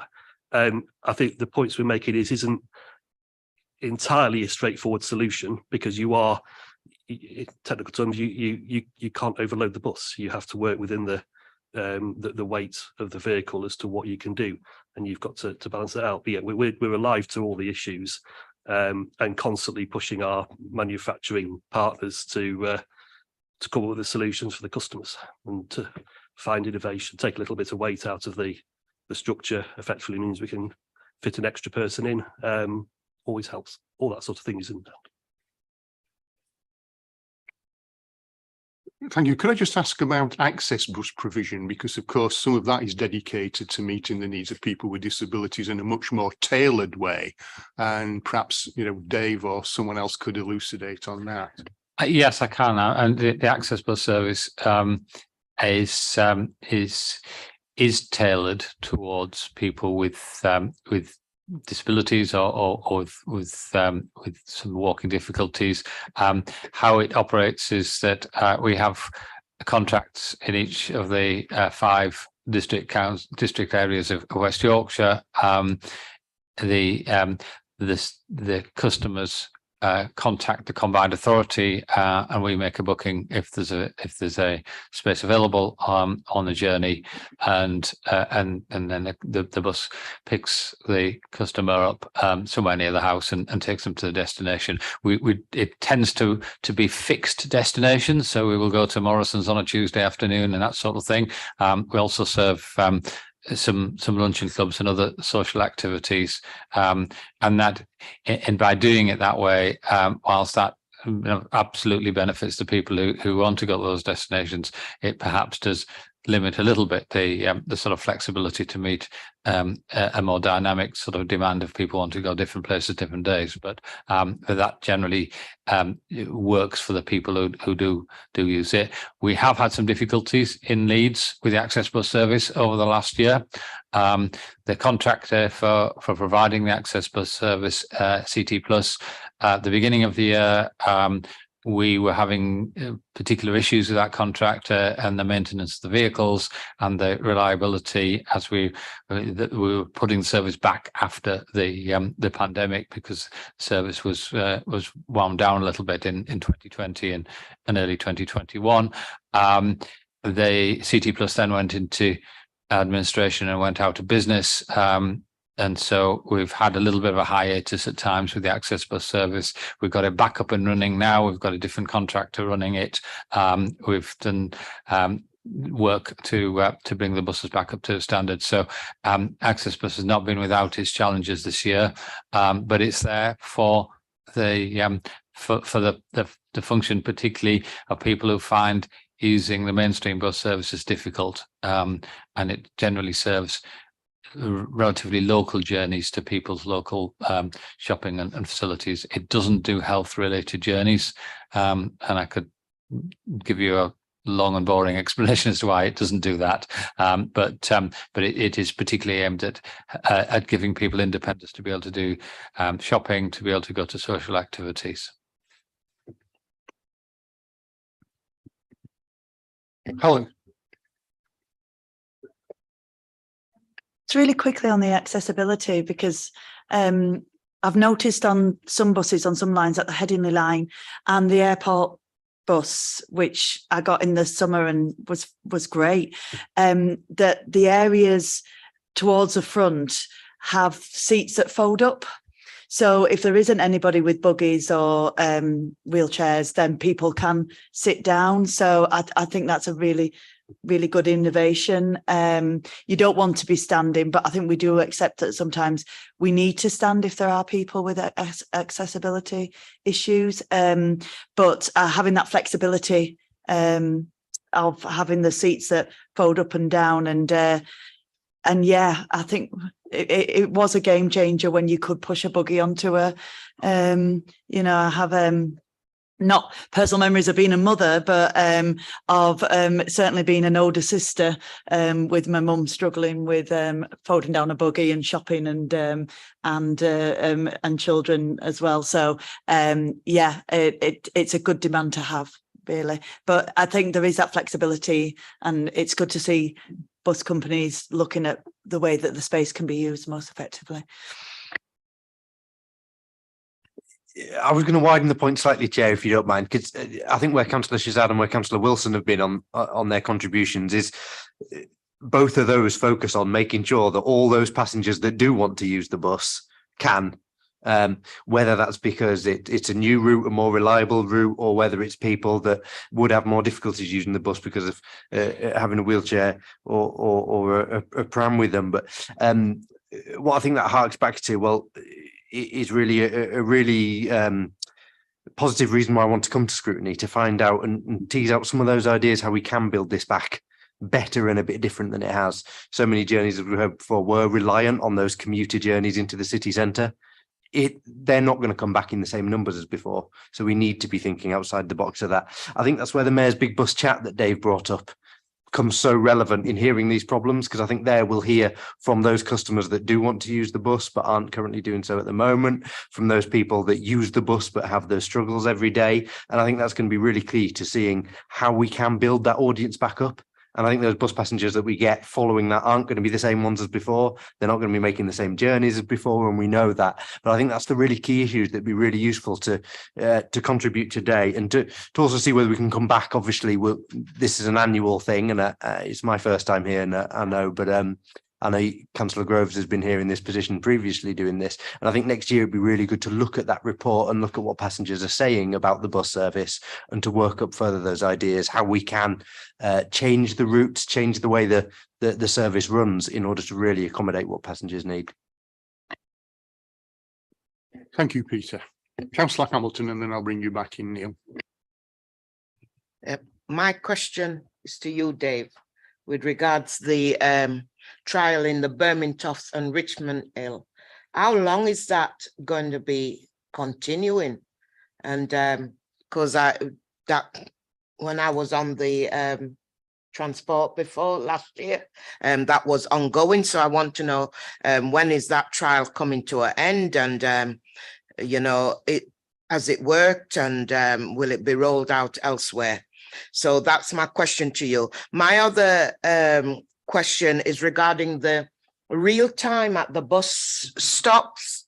The question I'm asking is quite a few residents has asked me why some bus stops don't have them.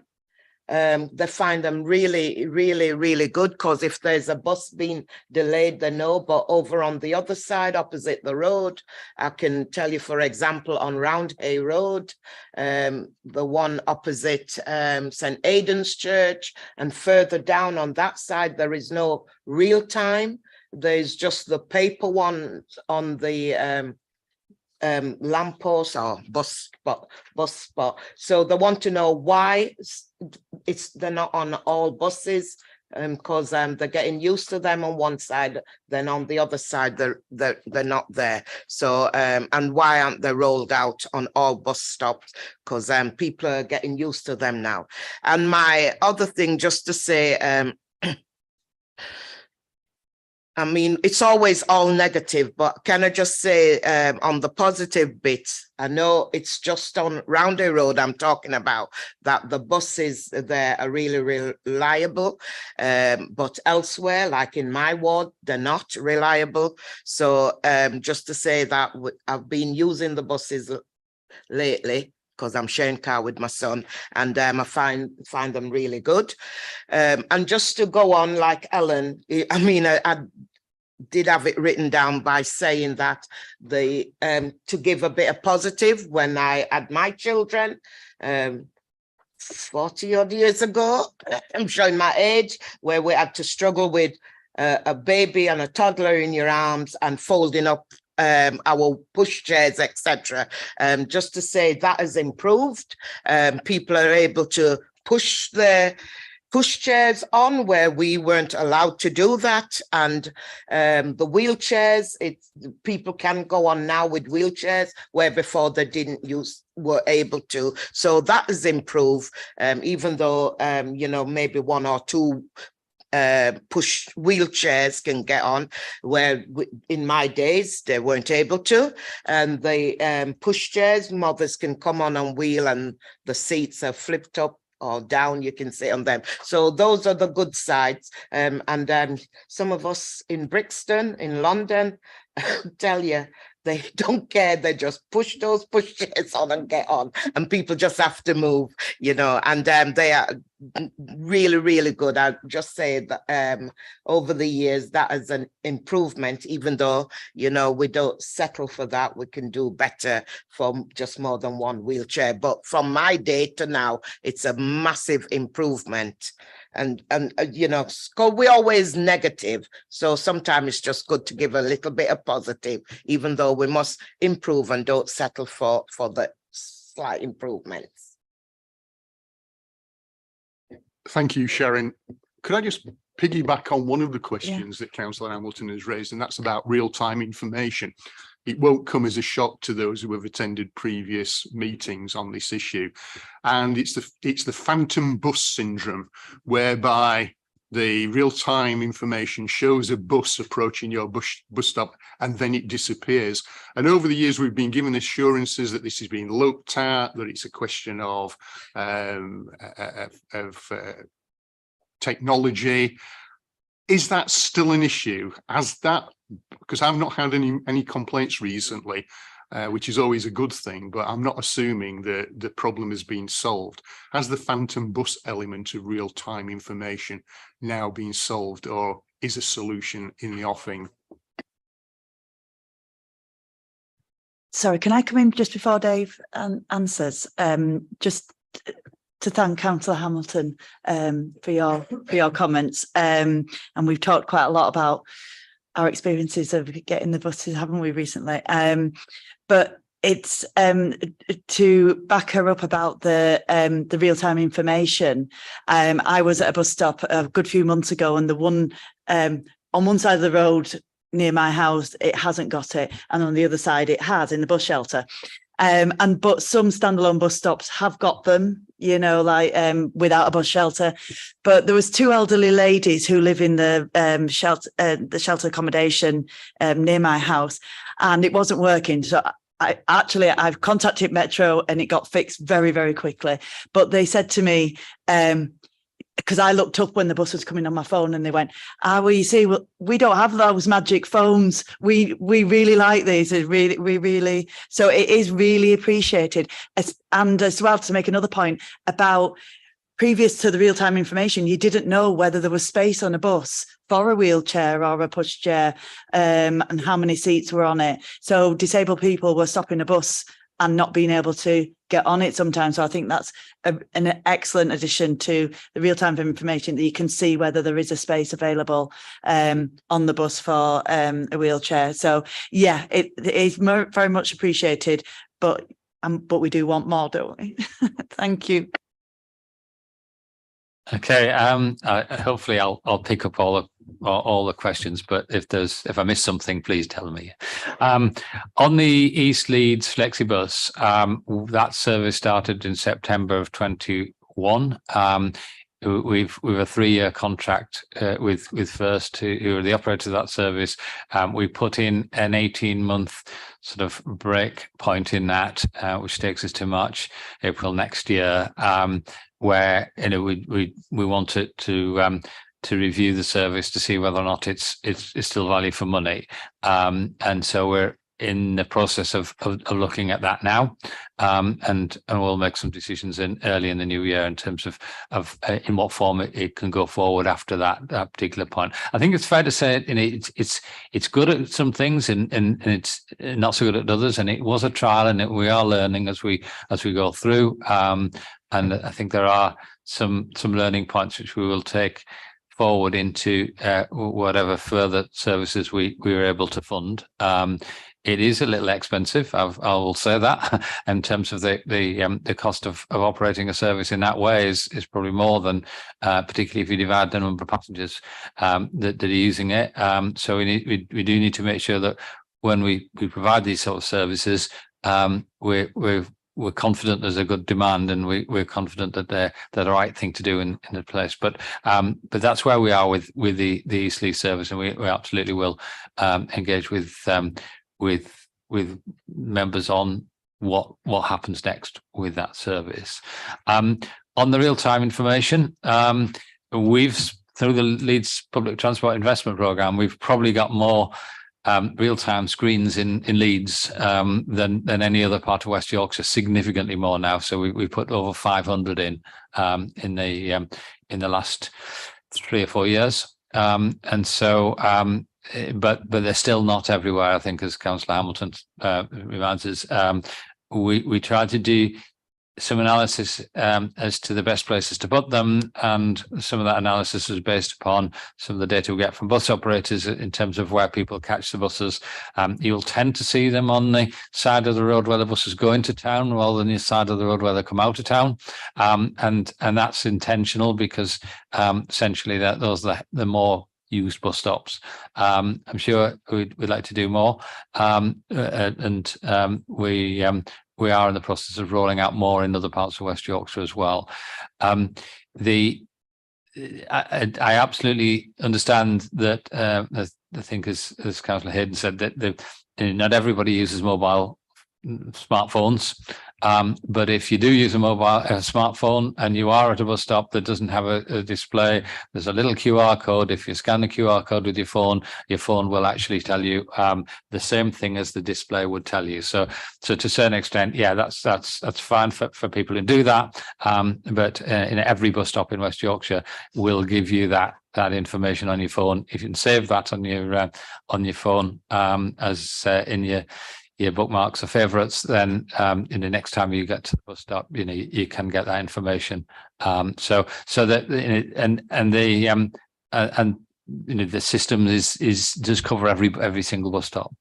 Councillor Trustwell then raised the spectre of phantom buses, which we have talked about in these previous meetings, and I think that firstly, most buses are tracked on this system. Most journeys are tracked on this system, and I think the system generally provides information, and the fact that people value the fact that there is a screen there shows that then it is actually providing a good service. But there are occasions where the bus appears to be approaching the stop and then disappears off the stop, and that's what people refer to as a phantom bus. We have commissioned, and I think I mentioned this at the last meeting, we've actually radically changed the back office technology that sits behind the system. We've commissioned some work in terms of data analysis to understand the reliability of the system when compared with actual observations on the ground. We're doing quite a lot of work. We've got a good system here, but it does need to be tweaked and enabled so that people can have confidence in it, and I think we do recognise that. I wouldn't say that we haven't had complaints about phantom buses, but what I would say is that we're working closely with the bus operators as well, because this isn't just a technology issue. This is about how the buses which are tracked report into the system, and I think we've touched on earlier, there's probably a higher level of cancelled journeys than any of us would feel comfortable with, and it's important that if a bus service is cancelled, then the system actually it tells customers that. And I think there's probably more to do in that aspect of how the system operates as well. I think those are all the questions I was asked. If I've missed one, I'm happy to jump back in. Right, thanks for that, Dave. You I know you mentioned that the real time is regarding going into the city. People also want to know what time the buses are coming, so that's why they're asking about why the real times are not on their other bus stops. Because we go into the city, yes, you look up and but they also want to know what time it's coming to go, like Roundhay, Gledow, etc. I mean, I can only talk about Roundhay for this moment in time, but it's not just Roundhay. I'm talking about everywhere else, like Councillor Hayden said, on one side there is, and on the other side. You also mentioned about scanning on your phone, etc. Not everybody uses phone. We must remember that a lot of the elders don't know how to download an app about, I mean, I have to get my grandson to do it, sometime, so we need to think about other people, and they're getting used to the real time. So we need to consider them as well. Yes, when I went to get the bus and there wasn't, I can do that on my phone, but not everybody. So we need to take other people into consideration. With technology, it's not everybody cut out, and some refuse to use it. Do you want to come back very briefly, Dave? Yeah, I think, and hopefully I'd recognise the fact that the mobile phone option isn't available for everybody, but it's just we're trying to use what we've got to be able to deliver things to people in that sense. But I think Councillor Hamilton makes a fair point. We can't rely upon mobile phone technology in its entirety, but it does have a place to play. Okay, thank you. Councillor Short wanted to come in for the first time, but I will get back to you, Neil, in due course. Thank you, Chair. Mine was actually on the real-time service information as well, off the back of what Councillor Hamilton said. With my East Leeds constituency hat on, not necessarily ward councillor, we have had recent complaints about the real-time service, and a lot of them have been in isolated areas across East Leeds where, for instance, young women have been waiting for a bus, and they've not had that information and the bus hasn't turned up. So I think looking at isolated areas out of the city centre for real-time information would be good as well. Thanks. Okay, we'll take that as a reinforcement of the points that have been made, but incredibly important that vulnerable people are not left hanging around, especially late on. Okay, Neil.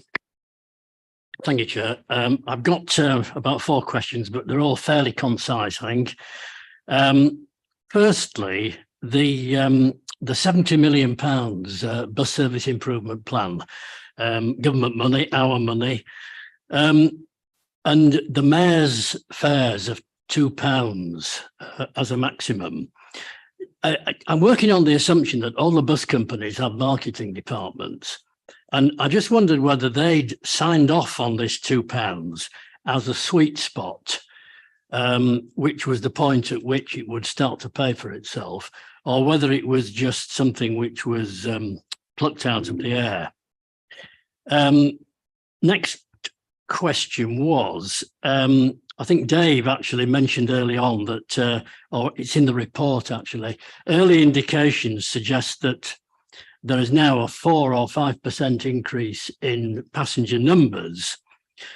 What increase in numbers would have to occur in order for the lower fares scheme to pay for itself? Next question. In the report on page 18, it says £31 million of improvement plan funding will help Wyker to, quote, understand its aspirations for the regional bus network. And it seems an awful lot of money to me to enable you to understand your aspirations. Next question was a plea on behalf, and Councillor Sharp hit the nail on the head, about the outer areas. Alwoodley, Harewood, Wetherby is the outer northeast. And some of the services are really poor, as you can imagine. Probably the 7S up Shadwell Lane is one of the worst services in England, as far as I can tell. So I would just echo the pleas for improvements in those. And then finally, on page 38 of the report, it mentions a 5-year plan. But given what we've been told about the uncertainty of ongoing government funding, it could all come to an end next April. Given that we don't know what the money income is going to be from that source, how can there be a 5-year plan? Thank you, Chair. Okay, thanks, Neil. I'll start off with you, Dave, and then anyone else who wants to chip in. Okay. On the mayor's fares arrangement, I mean, I think the £2 brought the £2 single brought the price of a bus travel down for a significant number of customers.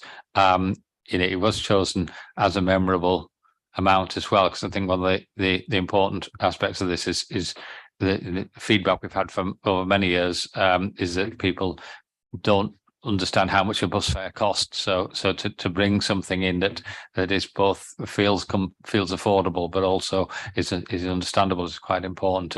And government has grasped the £2 as well, and is doing a short pilot scheme in other parts of the country to do something similar. So that just seems to be pitched at £2 does seem to be pitched in the right sort of place in terms of generating additional bus patronage.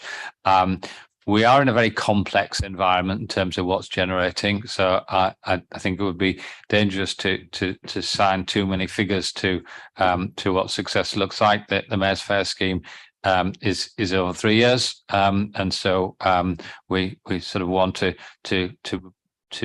get to a position where at the end of that scheme we've sort of rebalanced what bus fares look like. We don't have some massive hike needed, but these are fairly challenging economic conditions that we're in, and even just assigning what patronage growth has come from this initiative is quite difficult. We intentionally launched it in September, which is when schools and colleges go back, when people's travel habits generally change, and I think generally across the piece we've seen more commuting in the last month or so, not just on buses but generally. So but I think we as I said in the report, we and I think as Councillor Buckley will know, because as a member of the Combined Authority, we set ourselves a 3-month process in terms of understanding what was happening with Mayor's Fares, what the cost was,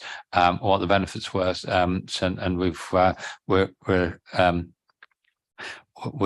sort of just in 2 months of that. So we will be doing quite a piece of work around the turn of the year, just to understand where that's going to, and what the mechanism going forward is. Apologies if the report, maybe you didn't use the right terminology. I think that the intention is, whilst the funding of 29 million sounds a lot of money, and it is a lot of money, I think that the approach really is to say the work that's being done at the moment, and which will be reported to the Combined Authority Transport Committee due course, is to say, well, actually, what's the sort of bus network that meets what people have said in the Mayor's Big Bus Chat, what meets the sort of feedback, some of the comments we've had this morning. What does that look like, and how do we get there? And that's not simply a question of whether or not franchising or other business mechanisms, if you want to call them that, other way to do that is that what is a bus network that actually meets the sort of connectivity challenge that people want, and we clearly, even at 29 million, that's not going to deliver that overnight. So that the 5-year plan is to say, well, actually, how do we use that 29 million to deliver stage 1 of that, and then obviously we'll need to look at how that's gone and how we can build things going forward. There's a finite amount of money of public funds available. There's a finite amount of commercial risk available, and we need to sort of balance that. But to do it in the context of a network plan, and just to give some reassurance to Councillor Buckley and other members, that does look at some of the outer areas in particular, and I think you would find even as we speak, the large amounts of the Combined Authorities funded bus services tend to be in the rural and suburban areas of the region, because those are the areas where the population is slightly less dense, and the passenger numbers are lower, and the need to supplement it. And I think that going forward, there's probably that need is probably still there, and will continue to be there. And I think the focus of a lot of this spending will be on how you maintain connectivity for communities who are not well connected. and that they'll tend to be in suburban and rural areas as well as some parts of the urban area. Anyone else want to comment? If not, Neil, do you want to come back?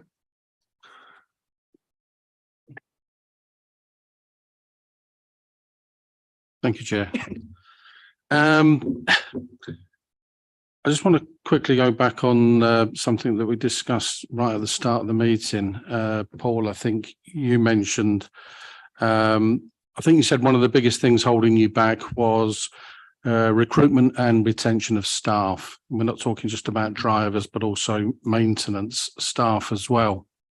So then that brings us on to, we talked about shift pay.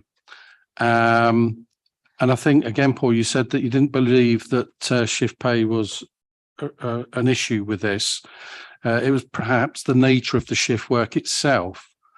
And then somebody mentioned oil rigs, which I think was a good example, actually, of probably exactly the difference between the two. Just out of interest, I worked continental night shifts for 28 years. The reason I did it for 28 years was because I was well rewarded. And a lot of the people that I worked with did over 30 years. So the actual shift work itself is not an issue. It comes down to pay and reward. So sort of moving on to there, we ask ourselves, we talked about the oil rig element. Well, if you look at the value to item pay ratio, obviously if you're on an oil rig, you generate more value than probably somebody driving a bus. That's a simple fact.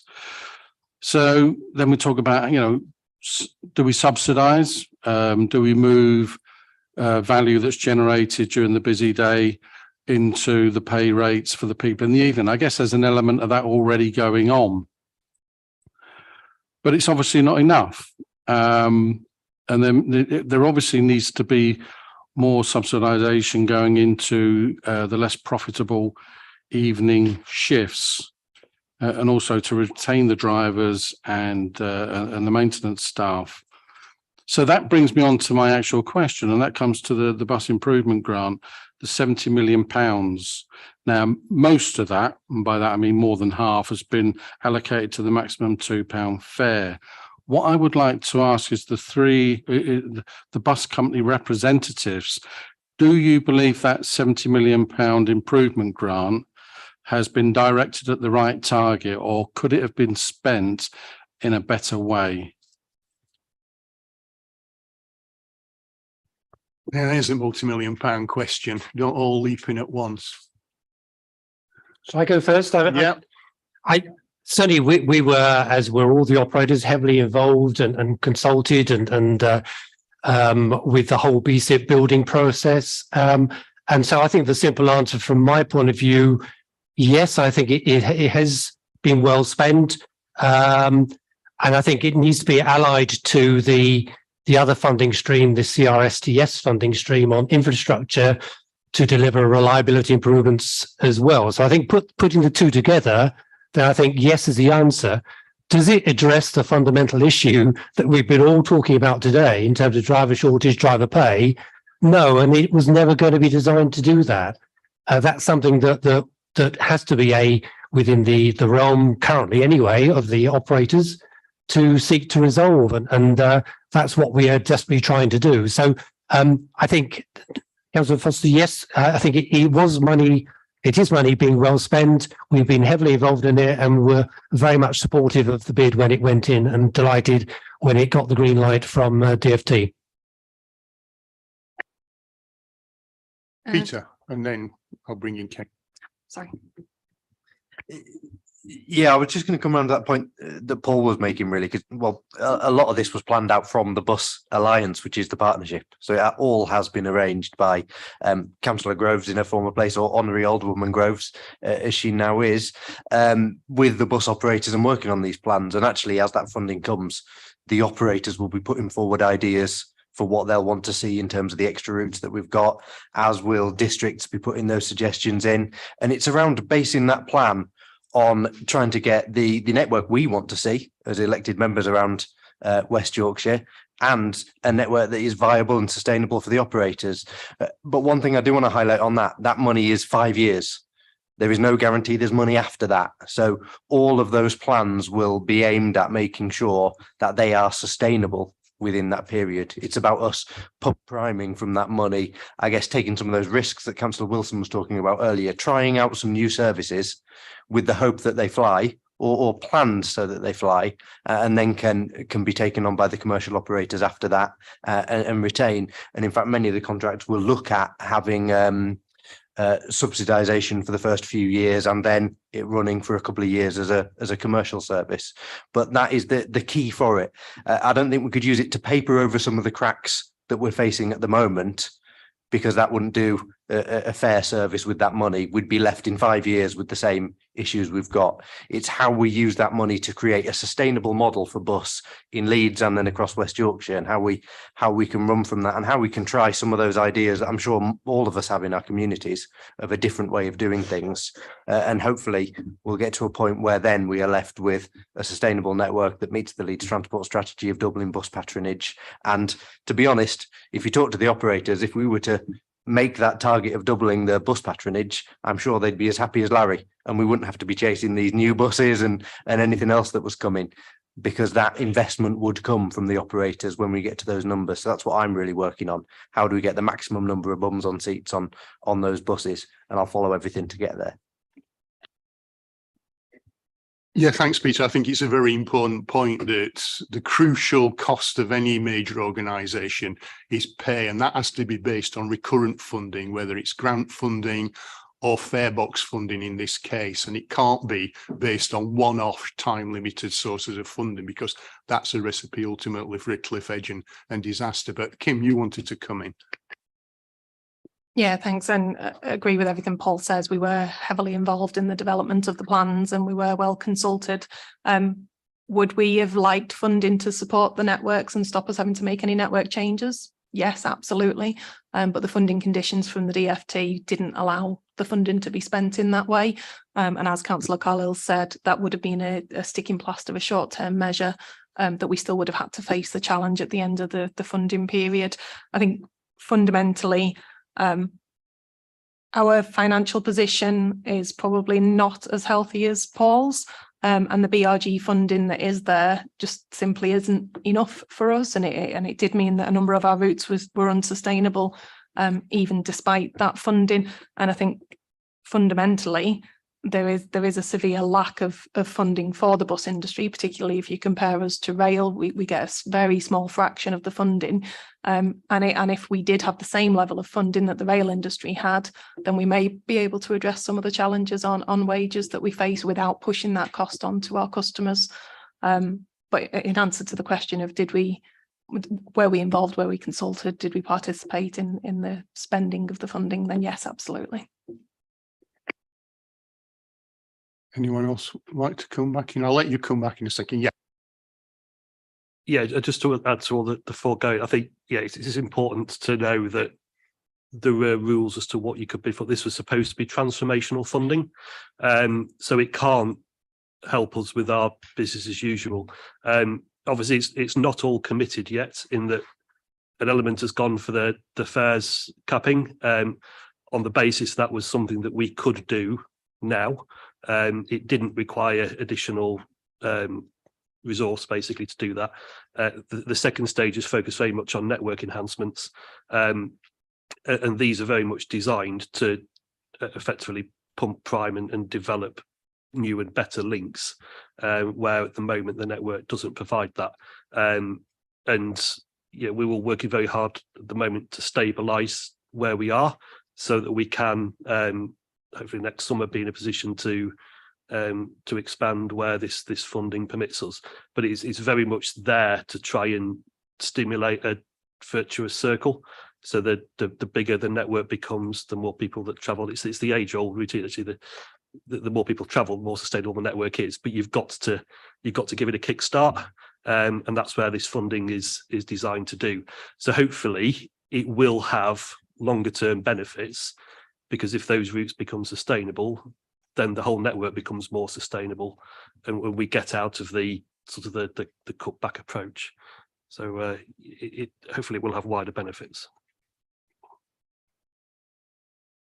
Before I invite you back in, Mike, I think Kim makes a very important point about the subsidies over the years that has gone to the rail network. Successive governments, this is not party political point, successive governments, Labour and Conservative and mixed, have tended to concentrate on rail services when they've talked about public transport. Yet we know the vast majority of public transport journeys are undertaken by bus, and that the bus fulfills a much more crucial local need in terms of connectivity than rail services do, even though they are really important. So, Mike, if you want to come back in. Yeah, sorry, thanks everybody for that. The thing I would come back on is, first of all, the £2 maximum mayor's fare isn't sustainable unless you get further financial support. That's a 3-year scheme, as far as I'm aware. But the most people that look to benefit from the £2 maximum fare are in the outlying areas of the city. And yet they're the ones where you've cut all the services. So I hear every day, what's the point of a £2 fee if I've got no bus? I think we'll take that as a rhetorical point, because I think we've covered this previously in the meeting, and obviously you've reinforced it with your comments, Mike. Any other members wanting to come in? I have a few questions from the chair, which I will now put. Yeah, go on. Okay. Page 27. I think there's a mention there about connectivity with the public transport network.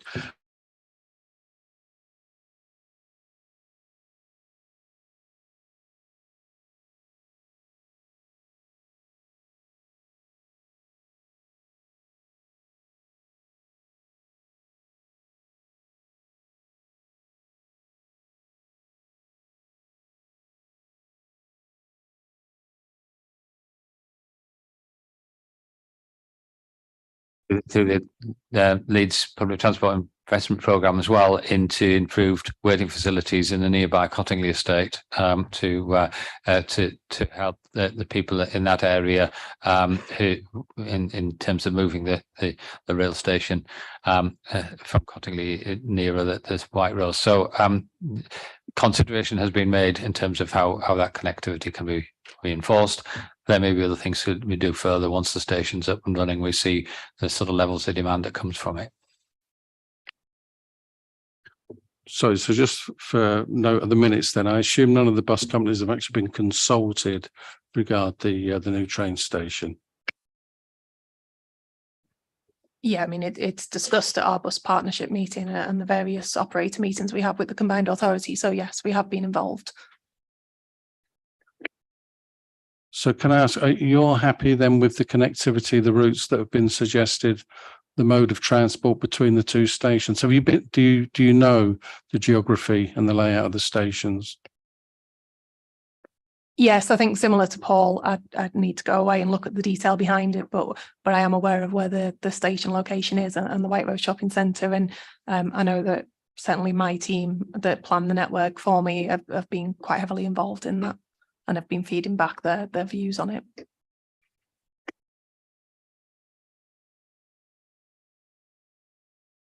I'm going to make another attempt to ask my questions from the chair, unless anyone is inspired by last minute feelings about contributions. Very quickly, paragraph 2.3, Dave, of the report, but obviously this is not a question solely for you, makes reference to the fact that 11% of West Yorkshire bus mileage is not economically viable.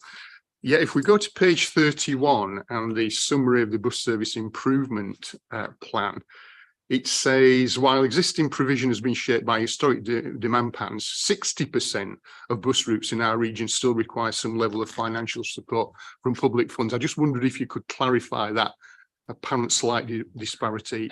Yes, happy to. Sorry, there are more questions. Yeah, there are a few more, if you just bear with me. Paragraph 2.23 relates to customer satisfaction and the fact that it went up in the last year for which, sorry, the last but 1 year for which figures are available, but then came down. I mean, is there any evidence, anecdotal or otherwise, to indicate why there has been that reduction? My next question relates to a point you made, Dave, right at the start of the discussion about the fact that some of the reduction in patronage has been in the area of concessionary travel. I think that's what you said. And if it is, unless I misheard, again, is there any explanation for that? Because those who rely on concessionary travel, without being stereotypical, tend to be those in most need of bus services for education, for health appointments, for recreation, for shopping, etc. So I wondered if you could elucidate that. And I suppose this is a very speculative question, but if there isn't further government funding forthcoming come March or April, what's the sort of picture, the kind of Armageddon, without wanting to be kind of too hyperbolic, that we might face in Leeds?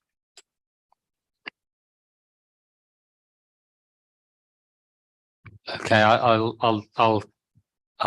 see if I can clarify some of the points in the report, and if others might want to come in as well.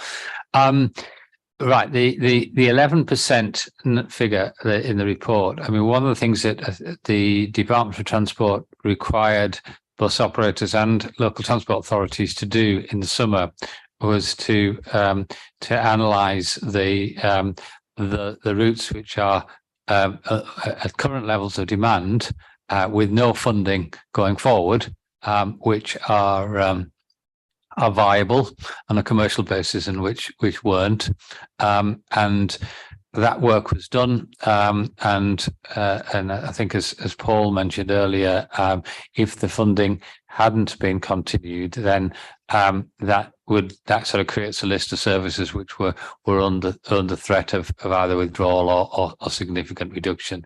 And in some respects, that is the Armageddon situation we still face if the funding doesn't continue. The analysis was done in sort of May and June, and we've had subsequent sort of impacts of inflation as well. So whilst I think patronage might start edging up, as we talked about earlier, in recent months, costs have as well. So I can't imagine that the situation has improved particularly since that work was done. The bus service improvement plan, I think that's slightly saying a different thing, and apologies if it is a bit confusing. What that's saying is approaching 2/3 of all bus routes in West Yorkshire, the combined authority is paying something towards. In lots of cases, that is that the combined authority might be paying for some very early morning or some late evening or some Sunday journeys on a service that otherwise is commercial. At the other end of that spectrum, there are quite a lot of routes where the combined authority pays and contracts that service in its entirety. So I think the 60% figure is basically saying there are only 1/3 of bus routes that actually completely stand alone and as a commercial thing, and that there's some public money going into paying for some journeys on quite a lot of commercial routes. The sort of fluctuations in satisfaction is quite an interesting one, and with that the survey information which we provided, we have two sources of information traditionally in terms of bus service satisfaction. We have something that the combined authority in Metro days we've been doing for quite a lot of years, which is what we call the tracker survey, where we do a sample of phoning people up, essentially ask them a variety of questions about their use of public transport, how the satisfaction and importance of various different facilities. One of those questions is around bus services. It does move around a little bit. One could speculate that it is some of the difficulties we've talked about earlier in terms of the impact on service reliability out of things like workforce issues and traffic congestion and other things can impact on that. You could possibly also assign the fact that the people who were using services during the pandemic were probably valuing them very, very strongly because that was their only way of getting to work, and that people's sort of their registered satisfaction relative to the sort of how they value the service as well. So we might have seen that since the pandemic sort of moved away from us a little bit, people's sort of tolerance of punctuality may have fallen away. So I think it's a little bit difficult to be over scientific around these things, but it's useful. And I think the key thing from that is there is a gap between the importance that people have for their bus service and their satisfaction, and we need to close that gap. Buses are important to people, and if their satisfaction isn't up there with the importance, then that signals a bit of an issue. And then finally, the Councillor Trustwell's question around concessionary travel is quite an interesting one. I think it was Paul who mentioned this earlier, but it's a fact.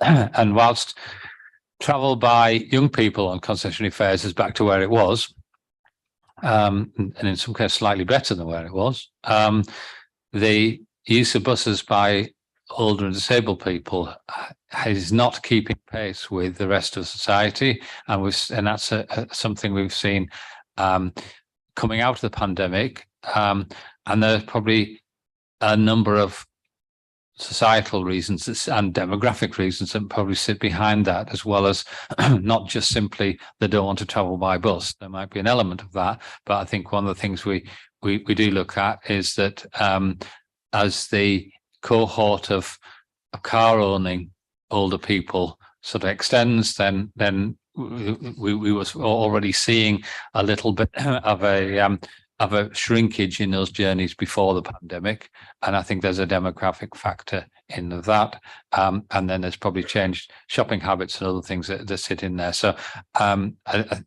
generally, I think the explanation around that is probably for probably be a good thesis topic, because I think it's quite complex, but it does impact. I think the reason why Paul mentioned it, it does impact because if it's fewer people travelling, and ultimately that isn't benefiting the bus service, and if there's a piece of work to be done that actually encourages some of those people back to the bus, then that's still a piece of work that's worthwhile doing.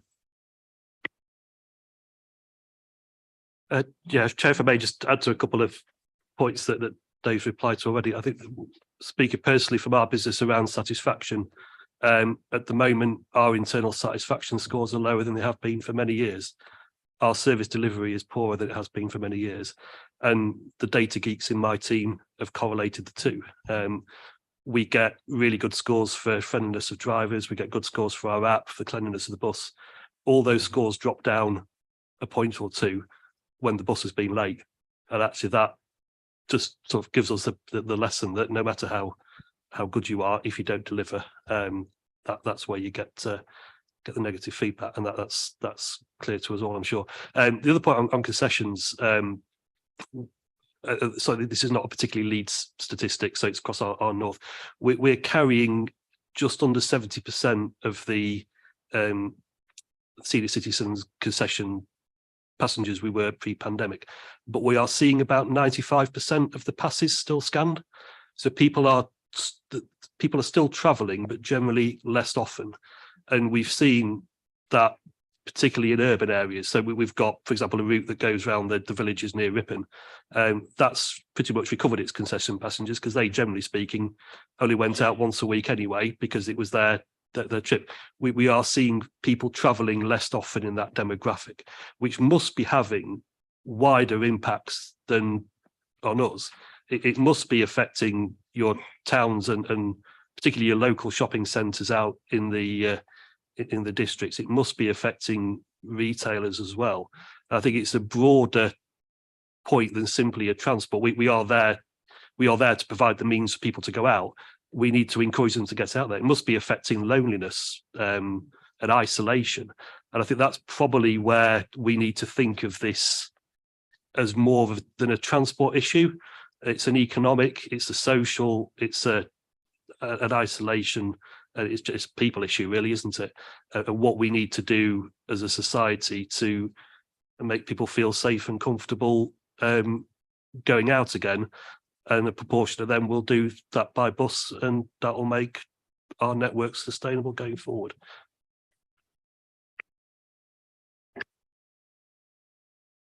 Thank you, Chet. I just wanted to reinforce it. It's one of the points you made, and to add to Dave's answer, really, you asked around the difference in position of where we are now from where we were looking to be in October. So that campaign by the mayor, other northern mayors, and by many local councillors to increase that bus recovery grant till March. We're hoping the end of March is when we see that. I mean, before then, that 11% figure, to put that in sort of more realistic terms that people can understand, that there was probably more than 100 routes that would have been cut in some way or reduced in frequency at that point. To ask whether we're in any different position, probably, as Dave alluded to, that situation has probably only got worse with the costs continuing to increase for those things. And we are seeking, and actually Councillor Foster raised the point earlier of cross subsidy. Well, there is cross subsidy against all those routes at the moment. You know, there'll be a very popular route between, you know, say one between Bradford and Leeds city centre that is then paying for some of the other routes. So it's not just a case we're scrapping off any that don't make any funding there, or the operators are. And we are seeking to work with operators to ensure no community gets left behind. And we have some say in what those routes are that are in difficulty. But I think, as Dave alluded to, the money we have locally can only get us so far in that. It will not save all of those routes. We have to direct that as best we can to those areas of deprivation where we know those communities rely on the bus service as their only way of getting around, to those that would otherwise have no service whatsoever. So there's communities not left completely isolated, but it will not save all of those. And I think that's why it notes in the paper that Councillor Hinchcliffe has written to the Secretary of State really around that long-term funding for buses. The model that we see now isn't sustainable, and unless anything comes through in March, I'm expecting there to be a list of 100 again or more services that operators have concerns about that we're looking to work on, but at the combined authority we won't be able to pick up that whole tab in any way. So it is really, I guess, Chair, a slight plea to you to ask for any support you can give to those calls, because that is what we do need to see to keep buses going. And in the largest city in Western Europe without a mass transit system, buses are the one way we get people around, but two, the one way we get people around sustainably. We will not meet our climate emergency targets, for instance, and where we want to be if we don't get more people on the buses. And that's the people that need to use the bus, as well as encouraging those that currently don't at the moment onto the bus, and to show that it's a reliable and good service. Thanks, Peter. I think we're grateful for you quantifying what that cliff edge would look like if the funding was not to be continued. I'm going to bring in Councillor Alderson. I think he's going to raise at least one of the points that I was going to finish off with, but I'll let him do it. Paul. I don't actually think I am, Chair, but thank you. So I'll leave that for you. Thank you very much for all speakers today. We've discussed the driver shortage element at length today, with some speakers stating that it's one of the primary contributing factors behind the current level of service. While I understand that's an issue for operators to address, the West Yorkshire Bus Service Improvement Plan doesn't really seem to reference this or recognise it in its challenges. In its current challenges, and just in any detail. I just wondered why that was. Surely it is a challenge that we need to collectively overcome. Thank you, Chair. Thank you, Paul. I mean, as I said, we did kind of cover this over and over again earlier in the meeting, but it's not an insubstantial point. I just wonder if anyone wants to come in again on this. Yeah, just to clarify Councillor Alderson's question, really. I mean, firstly, the bus service improvement plan documentation you have in front of you, I think we probably provided it to the last meeting as well. So it's the deadline for us to submit that was back in October 21, where I think some of the driver shortage issues were beginning to emerge at that particular point. So the bus service improvement plan is a live document, and you know we will. It does actually recognise one of the risks is driver availability. So what you're seeing there is a sort of glossy front end to a much bigger document that does actually identify some of the operational challenges that beset us, and is definitely an issue for the Bus Alliance and the Enhanced Partnership to address. But we've also got to be mindful of the fact that each organisations have their own role to play. The Combined Authority, the council, and the bus operators are the employers of those drivers, and to a certain extent, we've got a plan that assumes that the sort of core responsibilities of each of the parties are recognised, and the employment issue is with the bus operators as their issue. So, but just to be reassured that the Bus Alliance is and will keep sort of looking at this as a piece, and if it looks a little bit light in the summary document for the bus service improvement plan, hopefully I've explained why that is. Not strictly a follow-up, but just a question relating to something that was mentioned earlier. The breakdown for the zebra scheme spend, can members request that to be sent on to us when it is available, please? Yes, I'll send Becky the Combined Authority papers related to that to circulate to the members.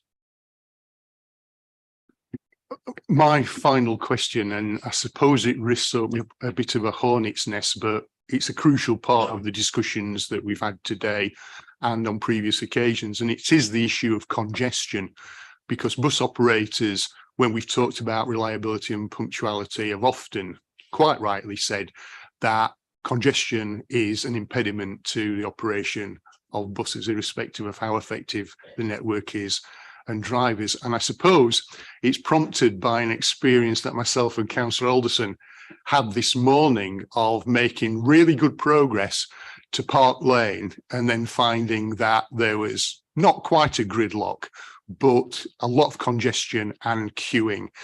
And that was caused, and this is an issue across the city that I'm sure members right across Leeds will have experienced, of drivers queuing into junctions. And quite often it's recognised that that is a problem because we've got the yellow hatching, much of which tends to have been worn away and not replaced. And I'm just wondering, and this I think is a question directed to Councillor Hayden and to Highways, as to how far we are looking at mechanisms for addressing that. I mean, I hope it's clear what I'm saying. Basically, at traffic islands or traffic light control junctions, motorists are queuing across junctions, so that when the lights change or when the island egress becomes clear, motorists simply can't use it because they have got a queue of traffic in front of them. And that, I think, not just recently when we've had a lot of infrastructure work being carried out, which will have short-term impacts, but is an issue that I, as a driver, have seen getting worse and worse over the years. And certainly it's probably at its peak at the moment, given the volume of traffic and the impact of that queuing across junctions. So I just wonder if that's something that we're looking at, because clearly yellow hatch boxes aren't working. And in other parts of the country, slightly more robust measures have been taken to try and reduce that. I'll start and bring in Kate because she's the expert, but yeah, it is a problem, and it's not a new problem, and we see it in my ward as well. About you can't actually, if the lights change, you can't actually get out because, and I've seen buses having to negotiate that as well, and it will cause problems.